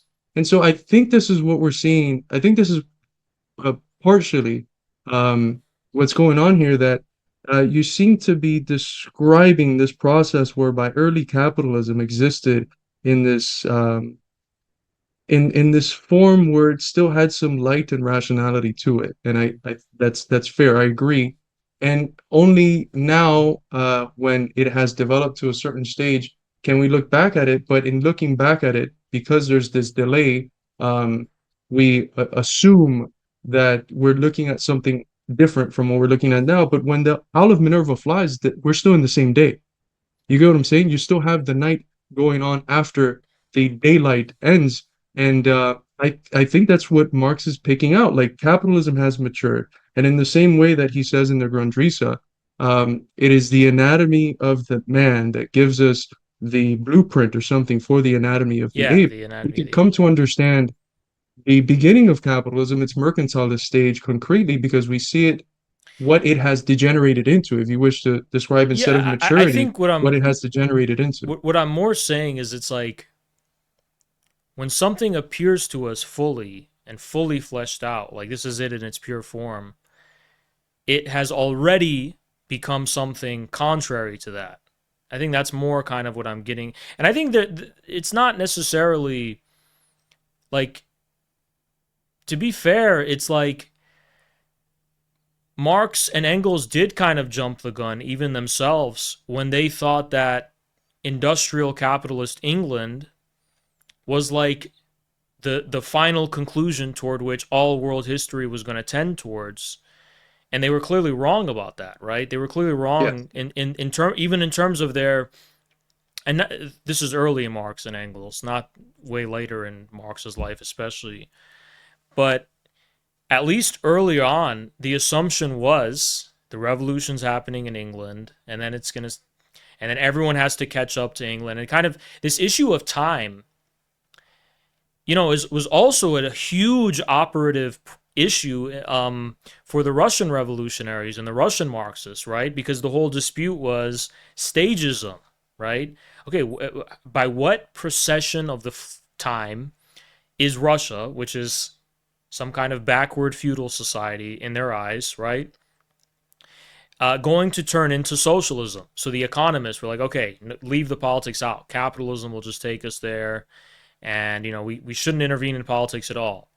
And the Menshevik faction of the Social Democrats and others were saying something along the lines of, we do need to intervene into politics to aid the bourgeoisie to overthrow the autocracy.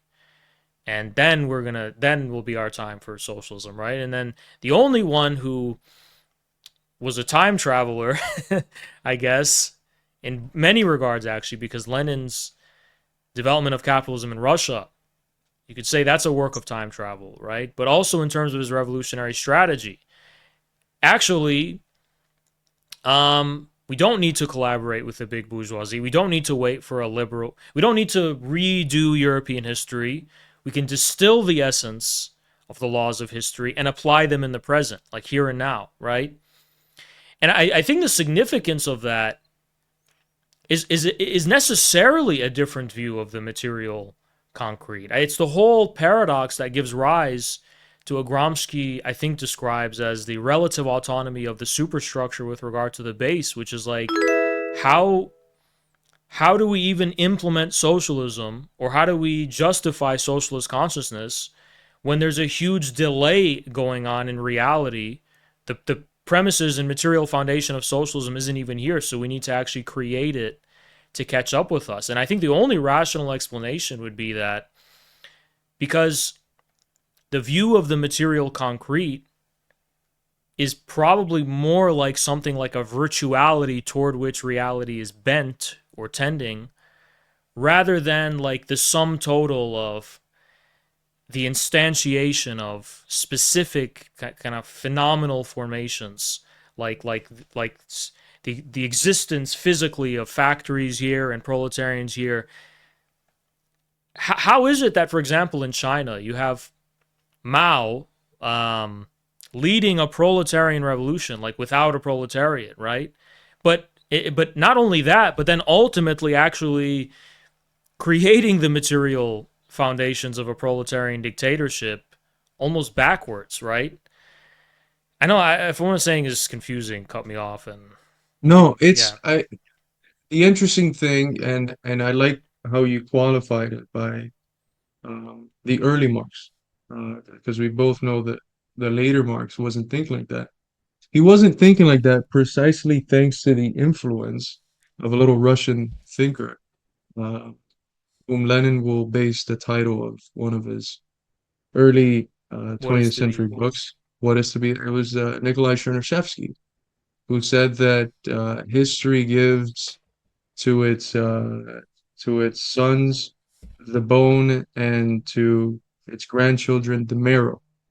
So these societies did not have to go through all of these stages because they already went through them in another place.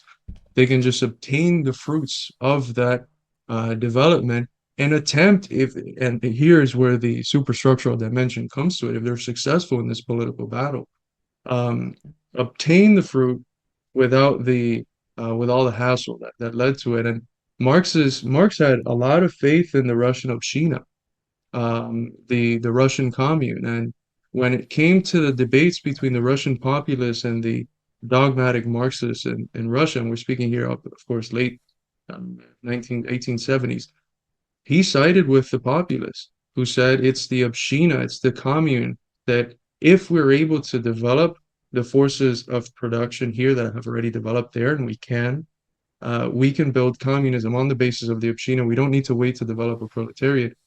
And you made a comment earlier about collectivization.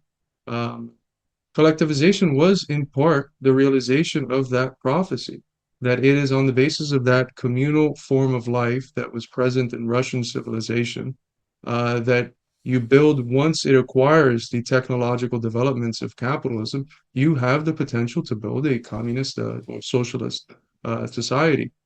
Now, as far as the time thing, I mean, you can you can blame Marx. I'm not saying you. I'm using the general you. Someone that has engaged with, say, the first volume of Capital. They can blame Marx for not predicting the development of capitalism of that industrial capitalist stage into a monopoly, finance dominated capitalist stage. The interesting thing is, as we both know, he does In get to that volume later 3, on. yeah. Most people don't read through Capital as a project as a whole, but I still think that if we think about the concrete in that sense, the sense that Hegel and Marx use it as that which contains the many, and the most concrete would be that which is the whole. It is very clear that insofar as we can even speak about an imperialist stage of capitalism, what we're speaking about is a capitalism that is still developing. Now, we can also understand that that development, just like in life, is a development towards death, a form of being towards death, a direct Yeah. engagement, a process of life turning into death. But you're still, I'm better able to describe someone's character if they live up to 70 and I'm able to see it than if I catch them only when they're 60, And in that process, the older that they get, the more sense I'm able to make of the first years. Just like if you look at capital as a project, the development of all of the categories, yes, they start abstractly, but they're abstract precisely because those are the building blocks so that you can get to the more concrete categories after. And it's not the case, and people do this, they just read the first part of Capital and they're like, okay, now I understand the early part. I understand the first. No, to understand those first categories, and to understand them comprehensively, you have to see what they unfold into Yeah. so that just like you couldn't understand what they unfold into without seeing the first ones, it's a reciprocal relationship. And the example that I use in some of my texts is The Godfather. If you if you only watch part one, you can't speak comprehensively about The Godfather. You got to watch part True. two and three because watching part two and three are going to And help you 3? understand what part one. There isn't a part three.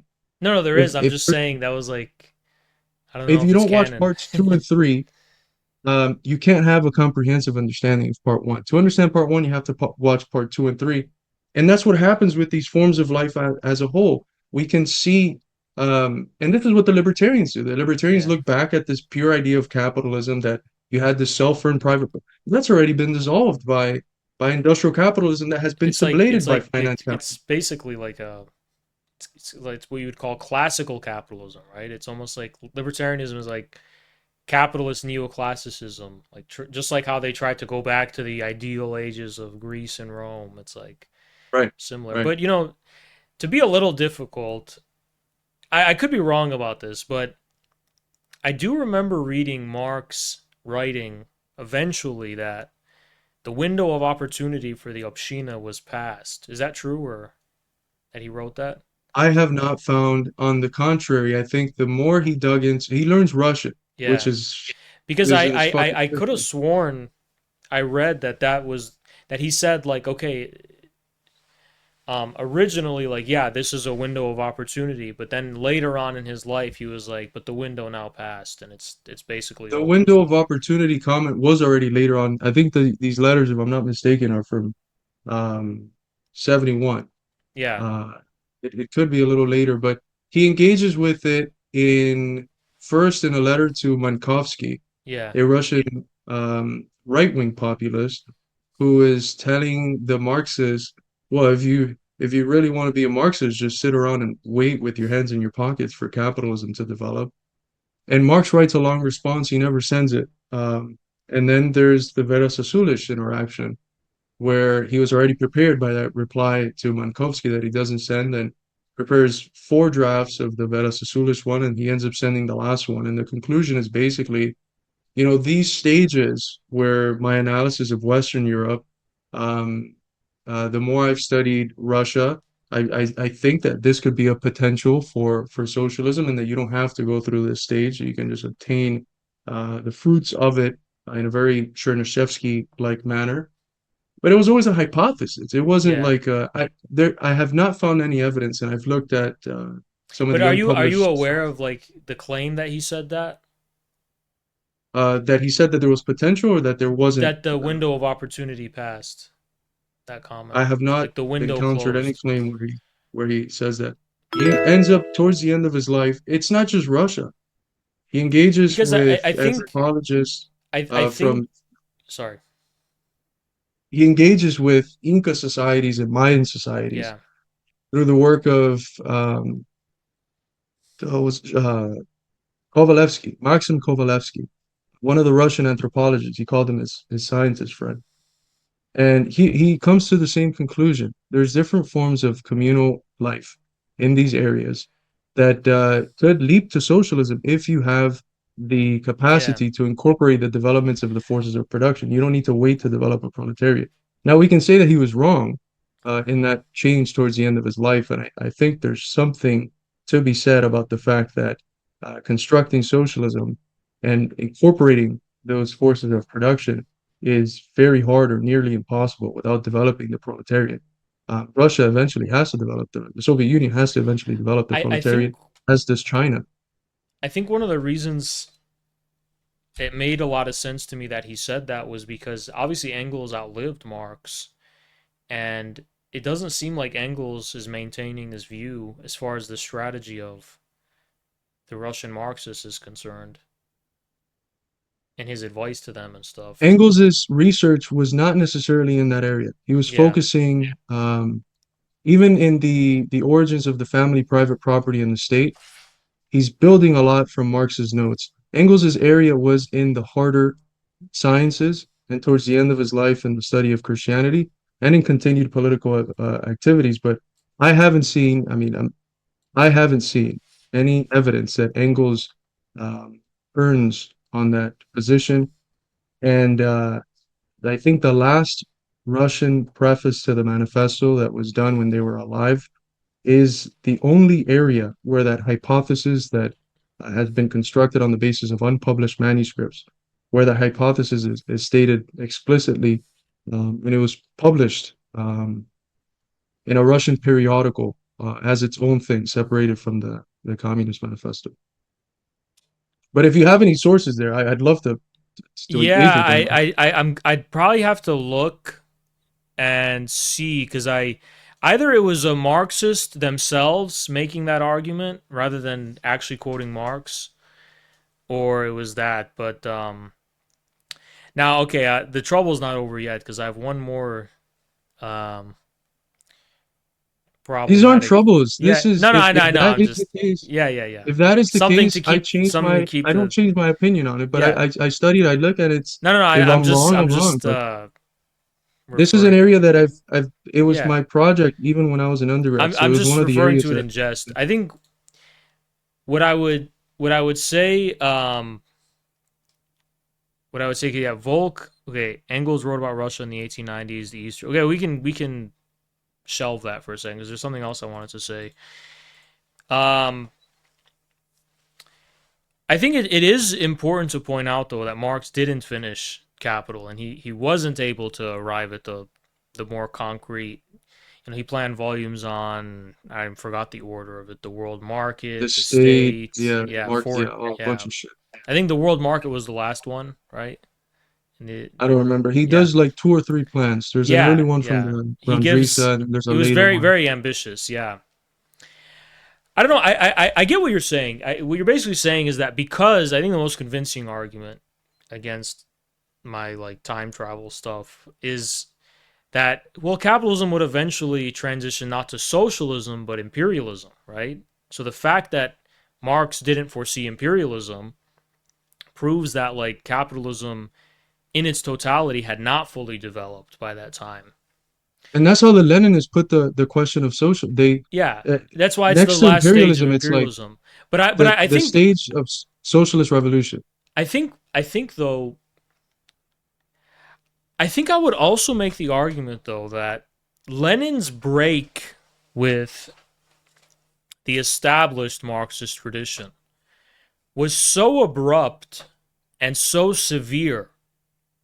Um, I mean, we talked about this before, but like it was like it was especially so severe in terms of the effect that it had, in terms of like what it meant at the time. It was a completely, almost completely different take on Marx and Marxism, right? Than the one that was conventionally established, which we would both agree was a betrayal of Marx, obviously. But revisionism became the dominant view, and a distortion of Marx into dogmatism became a dominant Yeah. view. But I think the point I would disagree with is that, you know, when Lenin said, of this, Marx and Engels have said nothing, right?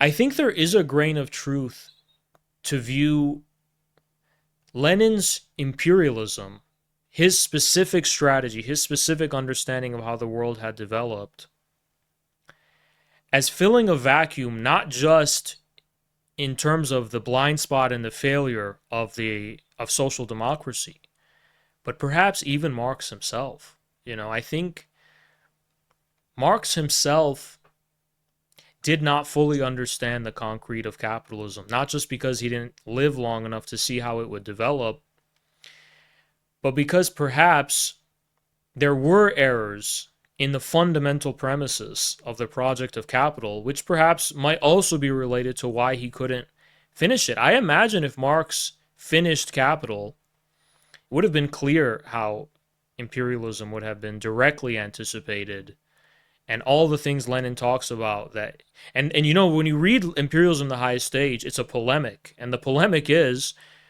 look at these lousy Marxists ignoring these basic developments of reality. And meanwhile, look at this liberal guy. What was his name again? It was like, what was his name? Robert, forgot his name. But look at this liberal English theorist who's appreciating and understanding all of this stuff. And then, like, where Marxists are nowhere to be found, right? Like, that the whole rage animating Lenin's. But you're even in the way that you're describing it as a development. And it gets into True, but a I form of think, it gets into a form of speculation if not in the Hegelian, but in a more quotidian sense, if you say um, that that Marx wouldn't have seen it even if he was part of seeing the development. I think that there is something to be said because he's not just the Capital's not just unfinished in terms of volume two and three. Throughout his whole life, he was working at the end on a third version of the German edition of volume one. So he felt like volume one itself, though published, was yeah, unfinished, yeah, right? So there is something to that. And it's also the fact, I mean, the volume gets published in 67. All of these manuscripts are coming out through the 70s. And what's happening in the 70s is, I mean, Lenin traces the development of imperialism to the 1890s. I think it starts in the 70s. I agree, actually. I Totally think Du agree. Bois is right to say, and here's where Du Bois is right. Du Bois sees the development of modern imperialism in the counter-revolution of But 1876. to briefly interrupt you, you know why Lenin has to say it's the 90s, right? Because I think at least because it would have been problematic from a theoretical point of with view. them alive To and not say seeing that it. Marx and Engels were alive at this time and like totally were impervious to it. It's obvious imperialism, as Lenin describes it at least, was there in the 70s, yeah. But I think the reason I'm saying this, and I guess I think imperialism as a development already is when capitalism as we know it starts to directly take a political and superstructural form.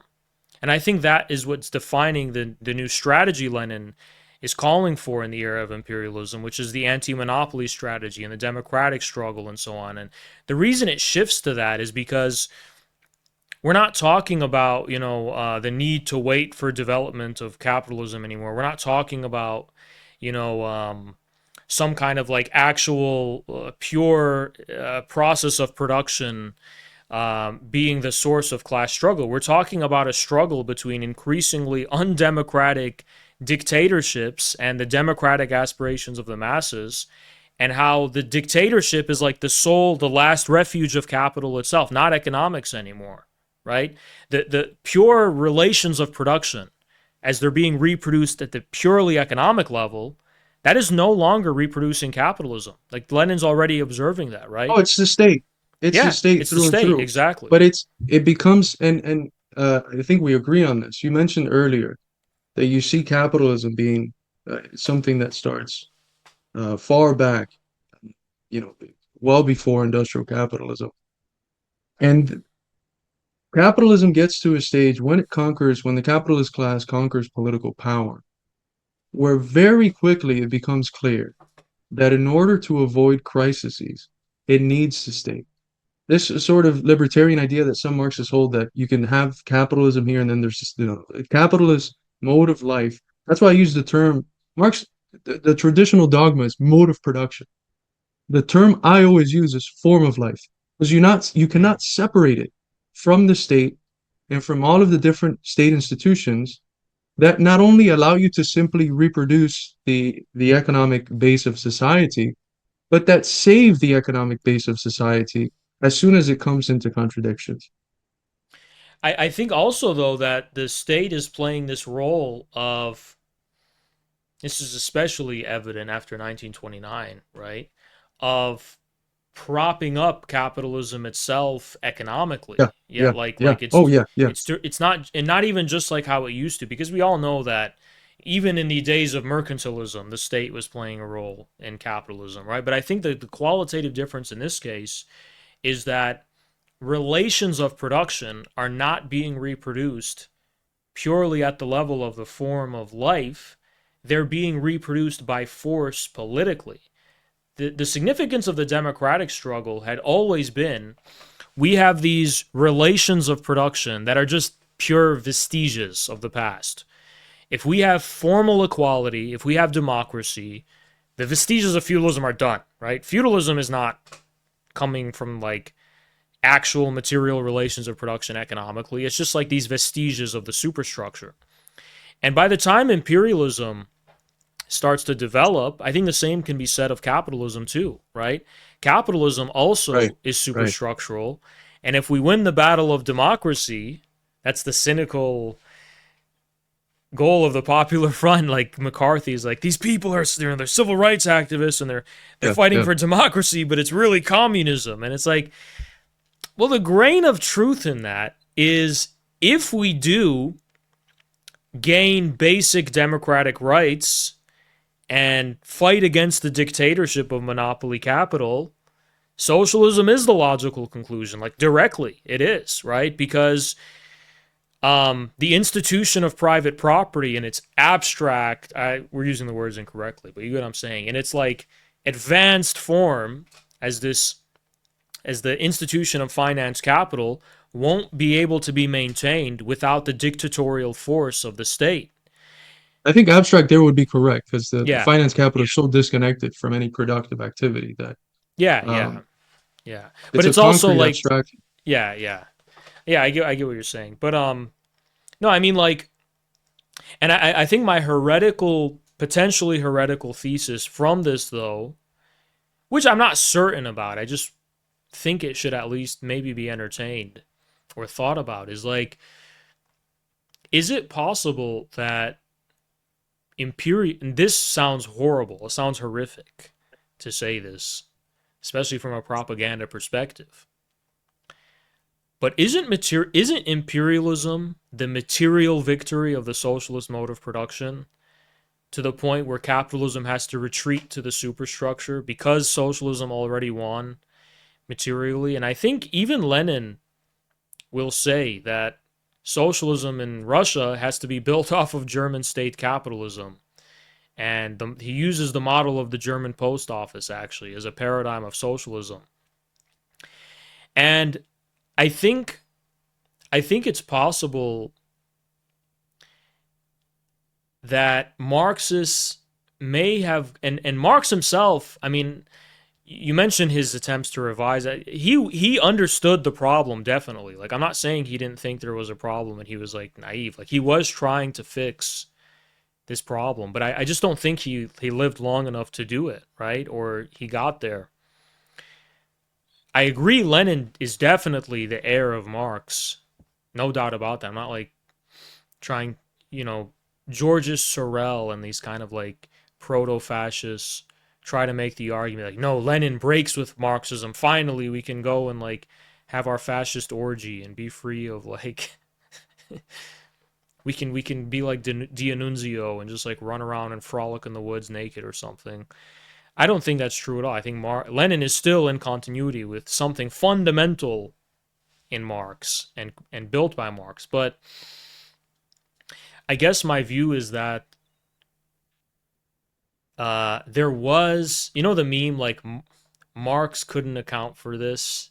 You ever see that meme on Twitter? Like it'll be like some like Human nature or some shit. Yeah, yeah, yeah, or like it'll get to ridiculous levels, or it'll be like PewDiePie or something like Marx failed to take yeah, into yeah, yeah. account PewDiePie or something, and it's like I do think it's maybe possible that Lenin was giving recognition to something that Marx may have not taken into account, but which he actually could have, but who didn't, not because he was dogmatic or he was wrong or deficient in character, but just because he did not even think to entertain it, you know? But Because it's not just Lenin, it's Engels. Engels is very clear in his early 1890s letters that not that they fucked up, but that they had to focus all their energy on political mhm. economy to flesh that out. And then the idea would be to get to these other aspects of the form of life that they weren't able to give the attention um, that they gave to political economy. They gave very little attention to those. And Lenin is the person that I think explicitly gives a lot more attention to those. Now, about the heretical thesis, um, look, it depends on how we're understanding socialism. If you're understanding socialism as state intervention for the sake of ameliorating the contradictions created by capitalism, um, I don't even know if I'd put it that I way, to be honest. well, that's the way that I think that the people like Shen Yuger or something, they're like, No, no, you yeah. love socialism because you love the post office or something. Is that where your line of No, argument I just is mentioned the what post office because it's an example Lenin uses. No, Lenin used? Yeah. I think rather getting to like the definition of socialism, I'm gonna walk on Remember a what Engels said? I'm gonna walk on a mine and like blow up or something. But to kind of avoid doing that directly, I would say I think when I mean socialism in the material sense, I mean a mode of production that is based on um, some kind of socially established content and some kind of socially established uh, necessity, right? I don't know, the transition from exchange value to use value, but not use value in the immediate sense, but use value in the sense of like necessary to attend to the necessities of society, of the commons, But right? every form of life has had its degree of socially established necessity. I mean, without it, but it not cannot survive. explicitly, not necessarily an explicit notion of the common good, according to which attending directly to the needs of your population and to the needs of reproducing it is actually the preeminent function of the relations of production themselves. Although you could maybe make an argument that this is true for Well, this. even in the concept of property, Yeah, the concept of property that existed in the feudal era was not the jus subtendi abutendi. I don't remember the role. You probably do more as a lawyer. You're supposed to, you know. But it's not the right to use and abuse, which is the user Roman one front. that's Yeah, captured by capitalism.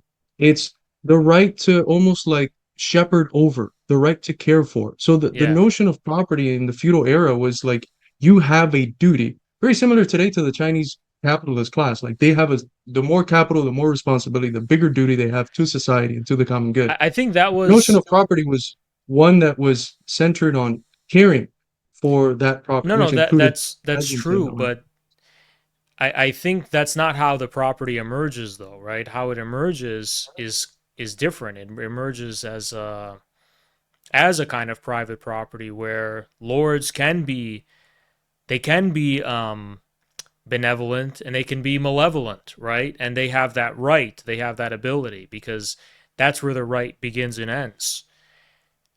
But when feudalism stabilizes into kind of political order, which is, I think, the exception within feudalism, to be honest, a larger political order of like, France or the Holy Roman Empire or whatever, that's when you have a kind of notion of like, okay, what actually is the right of property from the perspective of the monarchy, from the perspective of the empire and so on. How does it recognize it? But the premises are entirely different. This is why feudalism, I think, was distinct from Asiatic modes of production. I know it's not a view held in Marxism, Leninism. Usually, the view is that the Asiatic mode of production thesis is wrong, and that Well, it, Marx would disagree with the dogmas that develop after that just try to yeah, equate, in many ways, the Asiatic mode of production as just a form of feudalism. yeah, yeah. It is, But that it is very, becomes very, that becomes a kind of orthodoxy in the or Marxist-Leninist yeah, countries. yeah, yeah, yeah, yeah. But which I disagree with. I think there's a significance to private property, perhaps beginning with ancient Greece, and through Rome and through feudalism, according to which, like, there is this right of the individual to own this and pretty much do whatever they want with it, whether that's acknowledged or not. I mean, even in capitalism, you can't do whatever you want with it, even in the 19th century laissez faire era, right? But more or less, the rights of the property owner are where the state ends, more or less, right? Whereas in the Asiatic mode of production, this isn't the case. You have a far more highly integrated society where property owners, quote unquote, do actually function as like administrators tending to a flock, like actually on behalf of the state almost. And I think, and I was gonna say, you could make the argument, and I've said this before in half in jest, but there is a serious dimension to which I do view the Asiatic mode of production as socialism, like that. They were formed. They weren't modern socialist societies, but socialism is actually more of the default state of what civilization has always been than we give it credit for. That the trajectory of Western European history, which, remember, Marx, Engels begin drawing from Hegel more or less, regard as history proper. Like Marx basically says, Asia falls asleep, right? Real history is in Western Europe. Is he saying that because he's a white supremacist? No, he's saying that for a specific reason, because the materialist conception of history is about changes in the mode of production based on relations of production. Well, the changes in the relations of production can only be measured in terms of the development of private property. And Marx says the key difference between the Asiatic mode of production and the trajectory taken on by Western Europe is that the latter the former Asiatic mode of production doesn't have a developed notion of private property. Whereas in Europe, the institution of private property increasingly becomes developed, and actually the epochs of history, the forms of life or modes of production, are defined by the development of private property, which never simply doesn't happen. But the problem with this view, of course, is that notwithstanding the lack of the development of the institution of private property, Asiatic modes of production underwent forms of development in terms of culture, politics, and technology still, right? So when which were I'm far superior, to the yeah, West. If you look at exactly. Chinese cartography, they mapped the whole world 8 centuries before. Yeah. The printing press, that's a million different things. Yeah. And I think No, that's kind I of agree that the not just the Asiatic, but even the Amerindian I um, agree. Yeah. civilization, it throws Marx for a quandary. That's why he tells, and this is specifically his engagements with Kovalevsky. He says, stop using the categories I employed in Europe to classify these, because if I'm reading your research correctly, we cannot apply those. Now, I don't know. I wouldn't call it socialism. I'd call it perhaps something different, a more communal civilization. It's definitely more communal. Um, I mean, there have been arguments that there was in some of these Amerindian civilizations, uh, the larger ones, the ones that come close to being sorts of empires, a form of socialism, a form of Indian socialism, right?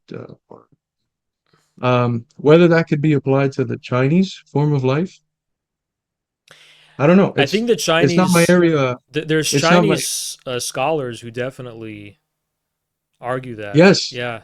yeah, yeah. There, I have seen some research. Roland Bohr cites it of various scholars in 20th century China that look back Even at how today. some of the earliest, yeah, how some of the but building on some of the 20th century ones, how some of the early Confucians talked about the purpose of society, and it's basically socialism. And there's this story that's told by one of them. I don't have the I've written about this, but I don't have it in front of me. There's a story that's told by one of them about Confucius and Marx meeting in heaven. It's like a narrative fictional story. And Confucius describes that form of society that he considered to be ideal, and Marx is like, oh, that's socialism or that's communism. So I think there is something to that, and there has been some Chinese scholarship in the area. Um, I think a lot of it is still in I Chinese. So think I would understand the hesitancy to call it socialism because there is a key distinction here, right?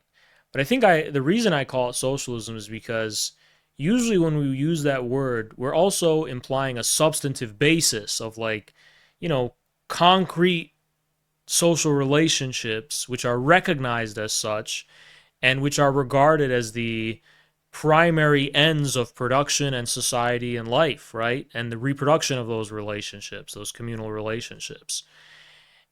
And I would stress to emphasize that that is already there for the as the norm of the civilizations of mankind, that the reproduction of societies and communities and forms of coexistence between people and relations between people which are not predicated actually purely on outside of the West, right? outside of the West, exactly, Right. which are not actually predicated on the view that like some people are human and others are subhuman, but are predicated on the view that there is a common reality we share, and that is the object of all production. And you know, all of the land is actually owned in common. It's just the differences come in terms of how it's managed and so on with bureaucracy and whatever.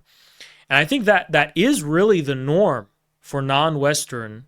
And the reason I didn't mention You know non-Western, who agrees with you yeah, very thoroughly? W.B. Du Bois. yeah, His last area of research, and some of it hasn't been published, uh, was on Russia, China, and some of the Asian civilizations, and explaining how socialism is just it's natural to them because there's something within their civilization that is just the relations, the forms of intercourse that have dominated their civilizational development naturally tends towards the modern conception of socialism. But I think, and I think when we look at that, it's the norm for the majority of mankind in its history.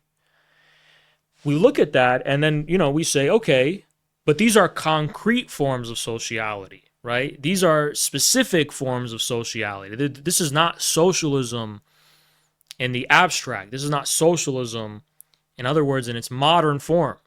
So the real distinction is not between socialism and class society, I don't think. I think the real operative distinction for most of mankind's history is socialism and modern socialism. And I may go so as far to say is that capitalism is just a detour between the two. Capitalism is, for China and Russia, all capitalism was a detour between socialism and modern socialism.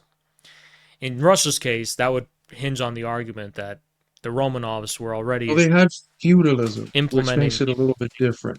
I understand, but the China, Romanovs, you would say China was feudal? no, no, no. I'm saying Russia had some. That's what I was going to mention because it would be predicated on the view that with the Romanovs comes the introduction of already a kind of early capitalist A modernity. feudalized capitalism. Yeah, yeah. That's how it would that was what I was going to qualify. But so how do we understand that distinction? I think the key to understanding it is that the modern element of socialism is actually strangely American, actually, because and I'll qualify that because all it is a kind of it's a kind of disclaimer, let's say, which says we cannot make absolutely certain um, assumptions about the concrete content of the sociality before the fact of it being expressed in reality. In other words, modern socialism differs from pre-modern socialism, and that in the case of pre-modern socialism, there is a kind of taking for granted of the concrete content of social relationships to the point where calling it socialism is bizarre because the notion of like sociality in the abstract, divorced from its actual concrete instantiation, Can I say something real quick? requires a negation that was simply impossible for them and which required Europe's intervention. Right. What's interesting about that is they weren't, not that I know of, I'm not a researcher in this area, uh, but it doesn't seem like they were asking themselves the question, what sort of form of life are we? Exactly, precisely. That's exactly it. Right. And it's the same thing, like the conditions that lead to that question presuppose a fall, a break, something going Precisely, awry. precisely, exactly. And that's what happens. I think it's a fall that leads to the emergence of Western philosophy. Yep. Um, if you look at the conditions in Miletus, it was a war of all against all. Um, you have an explicit clash of interests between the elite, that common uh, sort of Sittlichkeit, this ethical life that individuals were naturally connected to, it begins to break down. Um, the common bonds begin to break down, and you have a ruling class that, in order to salvage those in Miletus, they begin to develop these great monuments for the gods because they assume that if they're able to bring back a form of belief in these gods, the order will restabilize. What ended up happening was that in the process of developing those big monuments, you have a incredible leap in technological devices that were developed for the sake of being able to accomplish those tasks. For And the so when you look at monuments? the monuments, being Wow. able I to didn't. build the monuments, if I have in my university the person that has carried forth this study and that has kind of revolutionized the area of ancient philosophy, Robert Hahn. He's someone who I've worked with. I was his TA for a year, and um, that's his thesis. Some of the principal philosophers of Miletus, Aristophanes, not Aristophanes, Jesus, Thales, and the other two with the A, I forget. Anaximander, not Anaximander. The names are slipping. It's late in the night. But they were also architects. And it was on the basis of these projects that were commissioned by the elite in order to recapture the faith, the ethical life, the Sittlichkeit that was uh, being destroyed, that they're forced to do. And it promotes, one, you have this fall that leads to this origins of philosophy, but you also have at the level of the productive forces, these technological developments, these revolutions in the forces of production. Um, you also Can have you the by the development of way coinage. send me that book that Yeah, yeah. describes that, because I have really been struggling to find good sources on Greek technology and how that emerges. And It's I'm Robert Hahn. That's the Robert Hahn. and there's Just send also me or text I'll me send or you the yeah source on of that. Discord anything, because I think what we're also talking about with this pattern of the fall is also, this is the most important thing, recognition of a fall. It's really always a recognition of a fall that plagues Western thinking. We used to be pure. We used to have a golden age. We've somehow descended from that. So how do we return to it? Right? The epitome is Christianity. You know, this sin that I connects mean, us all, it's this fall. even the context of the Roman Empire forming was the corruption of the Republic, right? And the cycle of kind of degradation and then searching for the kind of golden past to redeem ourselves from that degradation. You can even say, to an extent, like fascism in a lot of ways is kind of interpreting history in this way, right? It's like very overt and explicit there. Like there's an ideal point in the past we've departed from, and how do we return to that, right? That's why there's in fascism, and this might not be popular to say, but I don't care. Um, it's a form of utopian socialism. Absolutely, yeah. It's a form of reactionary And utopian I think socialism. when you say that, people need to understand that just proves the stakes of the transition between capitalism and socialism.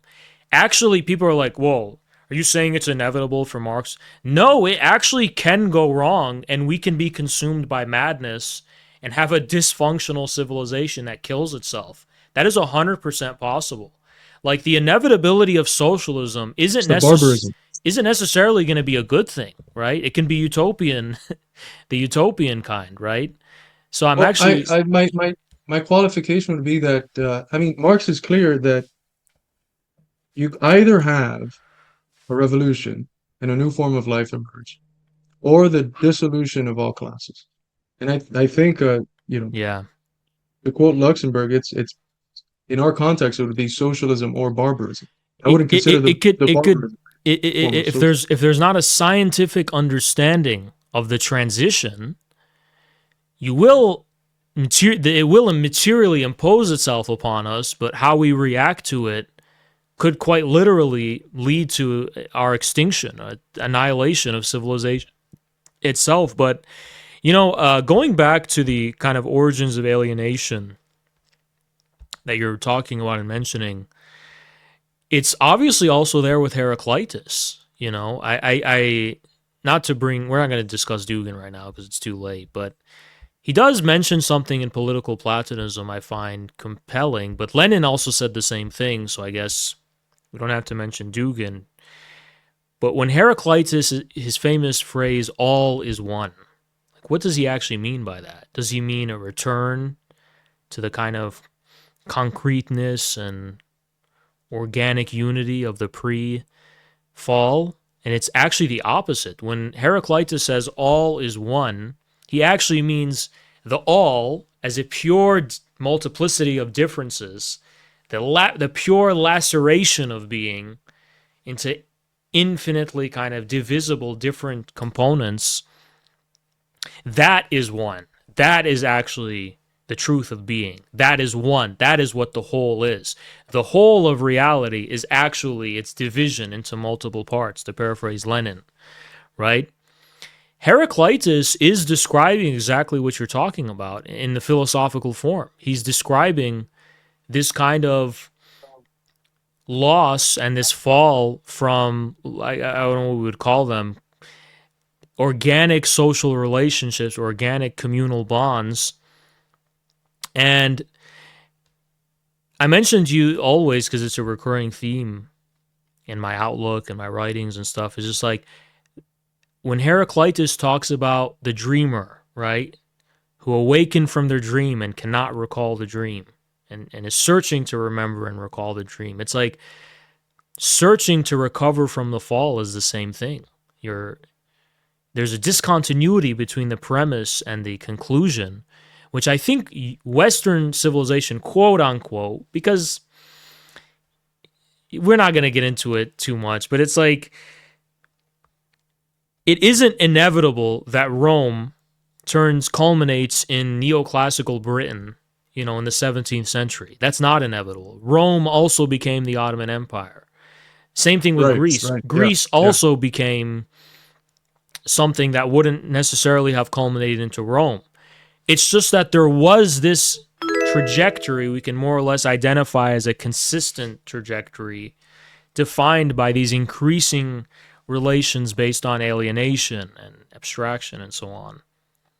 The trajectory, the connection is not geographical, is Exactly. what That's what you I mean seem to to be. say. Yeah. It's not actually Oh, that's yeah. because of I like agree. the Totally. European as a unified organic Right. history. It's a specific trajectory defined by a specific kind of um, relationship toward concrete civilization, let's say, right?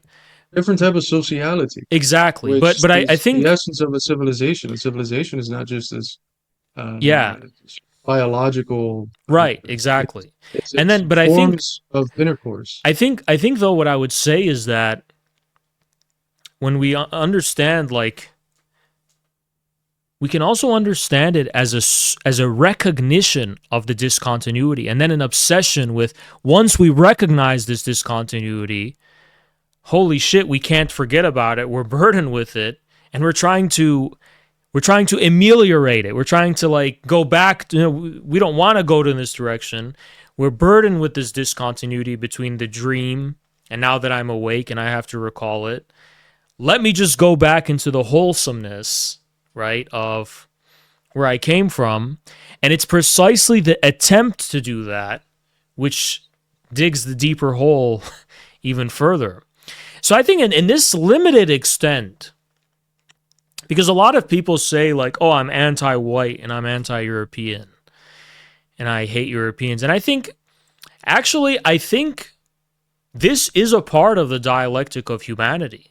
And were it not in Europe that this process took place, it would have happened else. I think there's signs that Japan could have been a trajectory for this as well. If you study how Japan is responding to mainland China and Korea and what's going on in Asia, Japan is also kind of having seems like a Greek moment of some kind, maybe, right? So there's other locations, I'm sure, where it's similar. But it is like a devil's advocate that isn't easy to respond to. Like, it's not necessarily true that Europe is like a Yakubian ape who like basically fucked up. Everyone else was getting it right, and like Europe were just assholes and they got it wrong. I think no, there is something there that was not being addressed by others, not because others were deficient or incapable, but it's like a division of labor of world history. Europe was attending to this specific issue, this specific quandary. The others were attending to other kinds of issues and quandaries, right? Or which weren't actually issues, but you get what I'm saying. Like, this is part of the dialectic of universal world history, and it's like, to this extent, it's true that I don't know if without the Greek moment there would have been the leap in technology there was that led to the that corresponded to the Hellenistic era, right? Ditto for Rome. And then ditto for industrial capitalism. I agree that Asia, in terms of the development of technology, lapped Europe for the most part for world history. But the rapidity of the advance of their productive forces in such a short window of time attested to a different paradigm of technology that's happening in What do Europe. you mean by who's the they that you're referring to in that last part? Uh, Asia or Europe? Europe's rapidity of the development of the productive forces attested to a different paradigm of technology, according to which technology was just this kind of, I don't know if I get into it, like it's something in abstraction from the concrete. It's presumed to be, at least, in abstraction from the concrete reality of production and social relations and so on. And it's highly experimental, and it's highly kind of um, almost individualistic in its conception, right? And the paradigm of technological development in Asia seems to be less that and more kind of in harmony with the deeper premises of production and the general kind of ontological outlook underpinning um, people's way of life, you know? Or does that make sense or no? What I'm saying? Parts of it, yeah. Like in I do suspending see. these like ontological assumptions about reality corresponding to the alienation of trajectory of Europe, if we call it Europe, right? Beginning with ancient Greece. That opens a window of like accelerated technological development, which then of course has to be applied to reality, and then you get the business But of my question would be yeah. if in Asia, and not just the Far East, right? If in the Near and Middle East, in what we would call the Middle East, or West Asia, if you had technological developments and developments in intellectual life that were far exceeding those in the West, um, because if I'm maybe I'm mistaking what you're saying, but it seems like there's something in the fall that is directly connected to seeking some sort of response to it that is conjoined with the rapid development that we find in the I West. think it's more kind of like these more, I don't know if I'm using this word correctly, these more concrete civilizations or Asiatic civilizations, let's say, are where the majority of mankind's progress is happening. But they also, these civilizations rise and fall, they ebb and flow. And what we call the history of Western civilization are a series of points in between these ebbs and flows. For example, ancient Greece emerges where? After the Bronze Age collapse, right? Um, I'm sure you can make a similar argument about Rome with regard to the either rivaling Hellenistic powers or maybe Carthage, something of that nature. And then it's clear that industrial Europe, early modern Europe, really intervenes at the lower point of some of the Asian civilizations, like the Ottoman Empire, for example, right? And that was a window of opportunity, and all that specific trajectory of history is stitched together by or united by is like being this kind of point of historical exceptionality that inserts itself at the decline of these different like empires and civilizations. And so I think basically what I'm trying to say is that the reason for the rapid accelerated development of the productive forces isn't because of the superiority of one civilization or the other, because the only thing that unites Western civilization on a larger historical level, put it this way, were it not for it is not necessarily true that Greece had to be part of the trajectory of Western civilization. Greece could have just been a footnote in Persia's history, Right. right? Yeah. Rome could have just been a footnote in like the development of the Ottoman Empire, right? The empire that's based in Anatolia, right, in the Levant.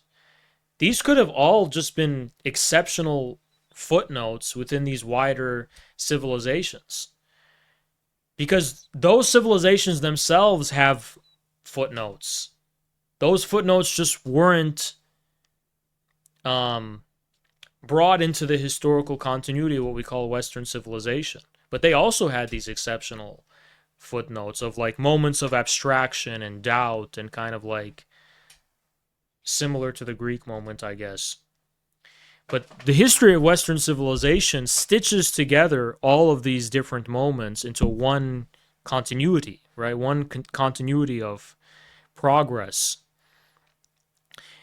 So I think, Well, it's capitalist modernity that does that retrospectively yes, for exactly. distinctive purposes, and it intensifies how it does. Because even at the beginning of modernity, capitalist modernity, um, certain narratives. I mean, you look at the basic philosophy textbooks.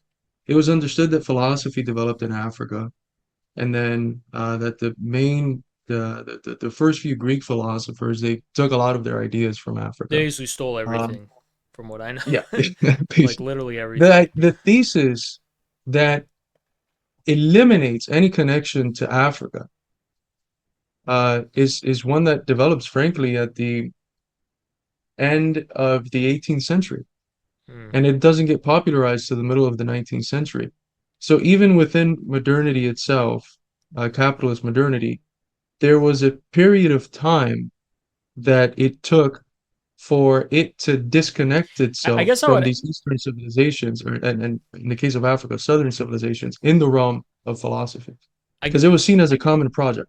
I guess I would ask you bluntly, and also I want to let you know we probably should wrap up soon because I got to go to I have a bed. family to get Yeah, to. but to ask you bluntly, and I don't actually presume to know this. It's a question I've always struggled with actually, and I've never come to a satisfactory conclusion. Was European modernity necessary? Like, is there a timeline in which that never happened?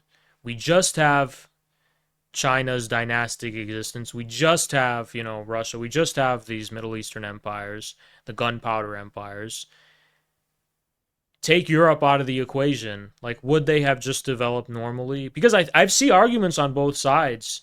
Surprisingly, I have seen convincing arguments that no, they would have continued developing technologically and probably wouldn't have dealt with as many calamitous problems. But then I've also seen the argument that actually, no, Europe did awaken these civilizations to something fundamental which they didn't have before. The Enlightenment is real, actually. There is a reality of enlightenment. It's pure But discomfort. what woke up the Enlightenment was the Arab world. No, no, Without, I agree, but I think the pressing question is I understand the premises of Europe are not just Europe, it's mainly coming right. from. But once we've established that, like, was Europe itself something necessary for world history? And I do lean, although I would say I'm like 60-40 on this. 60, I do lean yes. But there is a huge 40% in me where I'm like, maybe it wasn't necessary. Maybe this is like in Islam, the story of Iblis, right? Where like the devil basically fucked up and like he didn't actually have to fuck up, but he did anyway. And like that's what we're faced with now to overcome. So is Europe just Iblis, basically? And I don't, 40% of me thinks it is, but 60% says no, this is actually something fundamentally necessary for world history and exceptional. Which, if it didn't happen in Europe, yeah, maybe it would have happened elsewhere, but it would have been the same thing. It would have been the same Iblis like, let's say, ontological crime committed by Europe and modernity against the traditional, the human I existence. I think posing it in an either or is perhaps not correct, right? Because we could say that it was an embryo, that it was a latent potential throughout these different civilizations, but that doesn't make its emergence something that's necessary. Hmm. You get what I'm saying? So it could very well have occurred. It could have not occurred, but the fact that it was necessary or not is I mean, that's just not a question I ask myself. I think there's positive fruits that are brought about by modernity. I think that the Enlightenment is good. The valuing of progress of historical progress, the notion of a universal humanity that we all share in. I don't think it's new. I don't think it's I I exclusive to the I Enlightenment. I agree, and I have this thesis. I think I told you about it, maybe, or you've heard it, or maybe you read it on Twitter. That like that was the subjective articulation of what was objectively created by the Mongols. Like European Enlightenment is a failed attempt at the completion of the Mongol Revolution. Actually, like the one that leads to, and I really do insist upon this concept for me of Mongol modernity, that there's a lost origin of modernity with, because civilization had always been based on a nomadic sedentary dialectic.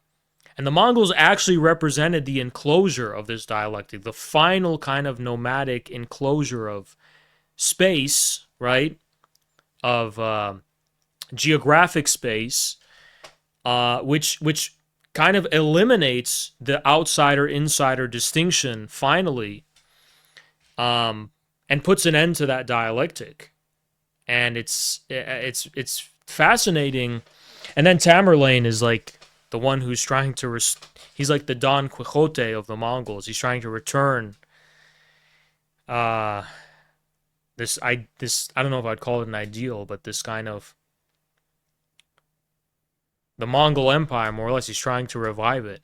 This notion that this is, and he's obviously combining it with religion. But I haven't studied Mongol civilization enough yeah, to speak about it, but all I can say is this: without Avicenna, without Averroes, without the left Aristotelians of the Arab world, um, there could not have been Giordano Bruno no, yeah, and I totally agree with that. the thinkers that are the conditions for the possibility of I the different think, forms of enlightenment that Europe goes through. yeah, I think, but no, So if you want to see that as like what they're doing at the realm of thought is trying to realize the civilization that um, trying to realize the ends of the civilization out of right, which which those didn't fully ideas recognize rose. itself, right? Didn't fully recognize its own latent reality and the conclusion from it. And I actually agree. People kind of think I'm like this reactionary who hates modernity, but I don't think modernity is avoidable. The Europe thing is another. The specific way it happened in Europe, that's what I think is an open question. But no, I do think modernity is unavoidable, and I agree that the Enlightenment is all. But I also agree with, and I have the full qualification of like what Dominique Lesudro says. Like every great thing about the Enlightenment was also an equally horrific, horrible thing Yeah, yeah, yeah, at the yeah. same time. Paradoxical twin birth. That's Exactly. what And it's. I don't Yeah, think you can appreciate the Enlightenment without that. I feel like, the whole yeah, Steven Pinker, like, oh, it's just like a line going up. We got enlightened. It's really yeah, it's stupid, right? Like, yeah. you He's don't, been doing the debates with Merschmeyer. I don't know if you've yeah. seen those, but No, I didn't see the it's debate, but I it's understand the horrible. contrasting. It's so stupid. But it's like, I think that's why when I think of Marxism, I see it as the realization of the rational kernel in that tradition, while leaving out the I kind mystical. of agree, but I feel like I take it a step farther. And I think this is what gets me in trouble. And we can maybe leave on this note with a few more if you want to have your own conclusion. But I think that it's not just that Marxism recognizes something in the Enlightenment that wasn't fully fulfilled, that the Enlightenment failed to live up to, and Marxism is going to realize it finally and fully. I think that the logic is correct, but I think the truth is the Enlightenment failed because it didn't appreciate its premises, which were outside of the Enlightenment and which were in, let's say, Genghis Khan, like metaphorically. So, because the Enlightenment didn't pay tribute to Genghis Khan, that's why it forgot itself. That's why it forgot. It was a spark of brilliance which was forgotten. And that Marxism will redeem the European Enlightenment only by returning it to the cradle, the Mongol cradle from which it really did descend. And that Marxism actually is what allows us to appreciate this historical discontinuity between a conclusion that has forgotten its premise, right as the beginning with Heraclitus understood, and that the dialectical and materialist dialectical outlook, or the dialectical materialist outlook, right, is precisely what completes this. And that's why when I say it is the most advanced outlook of mankind, it sounds like a meme, sounds cartoonish, sounds like I'm like a fanatic, but I actually mean it. This is actually the most advanced outlook achieved by mankind. But it's That also, shouldn't sound preposterous to anyone within the Marxist tradition. That's, yeah, but I I don't mean, if think, we thought there was a better outlook, why but would we I think keep the one we most got? self-proclaimed Marxists don't agree with that. I think they say, oh no, actually Marx, he made some contributions to academia, but really dialectical materialism is like this.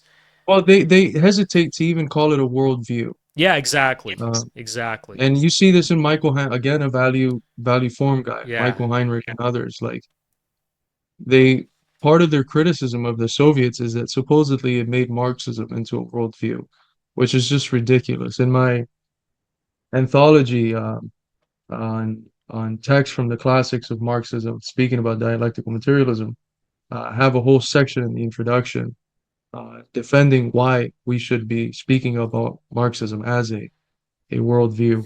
Um, I I don't know if I can follow you, put it nicely, to the conclusion.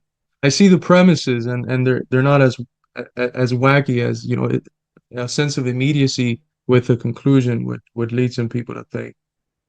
There is something in the Marxist understanding of history. There is a sort of glorious return to a past that was much more rosy, but at a higher stage. Um, Yeah. and that's something that I absolutely do agree with. Socialism is in many ways the overcoming of this fall that I think as well was necessary.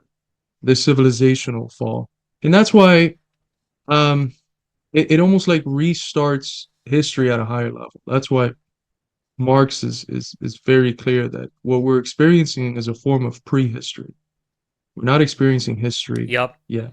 History starts with once this fall is overcome, and that's almost like Now is if you just the reduce it to era an of an accidental existence, not a it's rational almost as existence.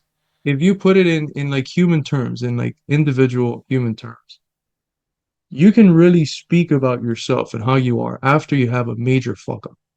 Once you have a Absolutely. major fuck up and you're knocked down on your feet and you're forced to figure out how to climb up, after that, that's when you can really say, okay, I'm this type of human being.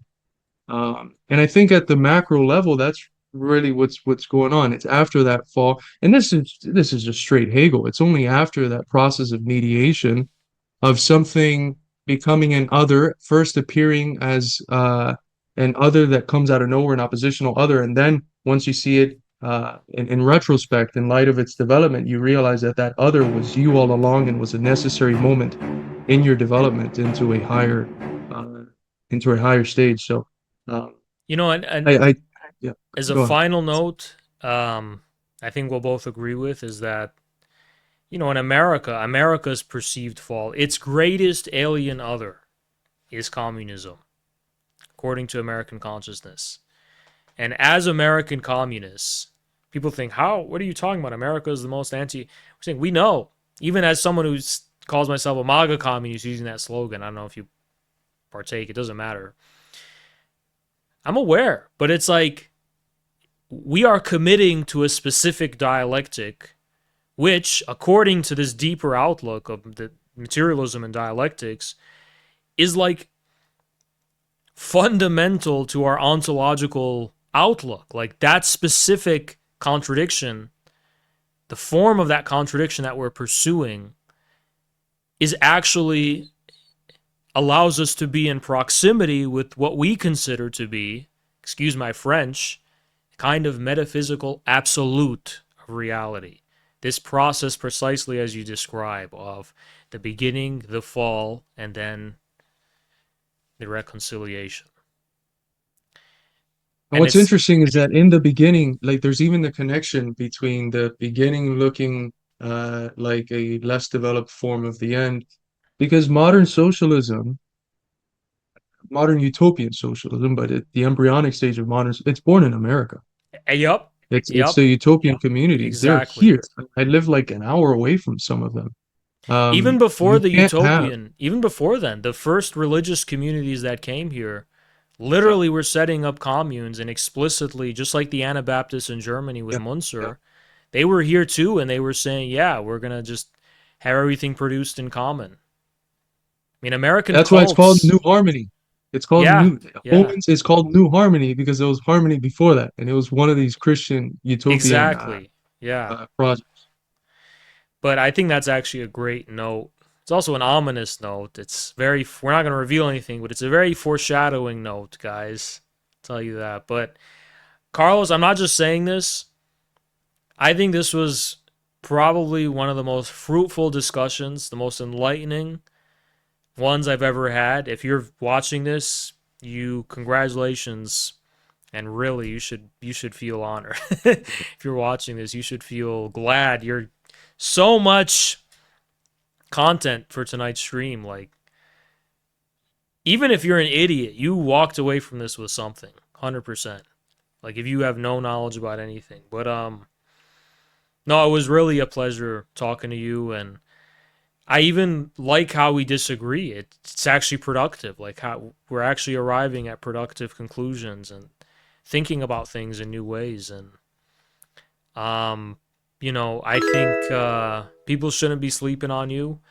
You're a great philosopher. You're a great thinker. You're extremely knowledgeable. Um, and it's very refreshing. I think, yeah, I wasn't planning on streaming this long, by the way. I was planning on ending it at like 10:30. So, yeah. But no, thank you so much for coming on and really appreciate it.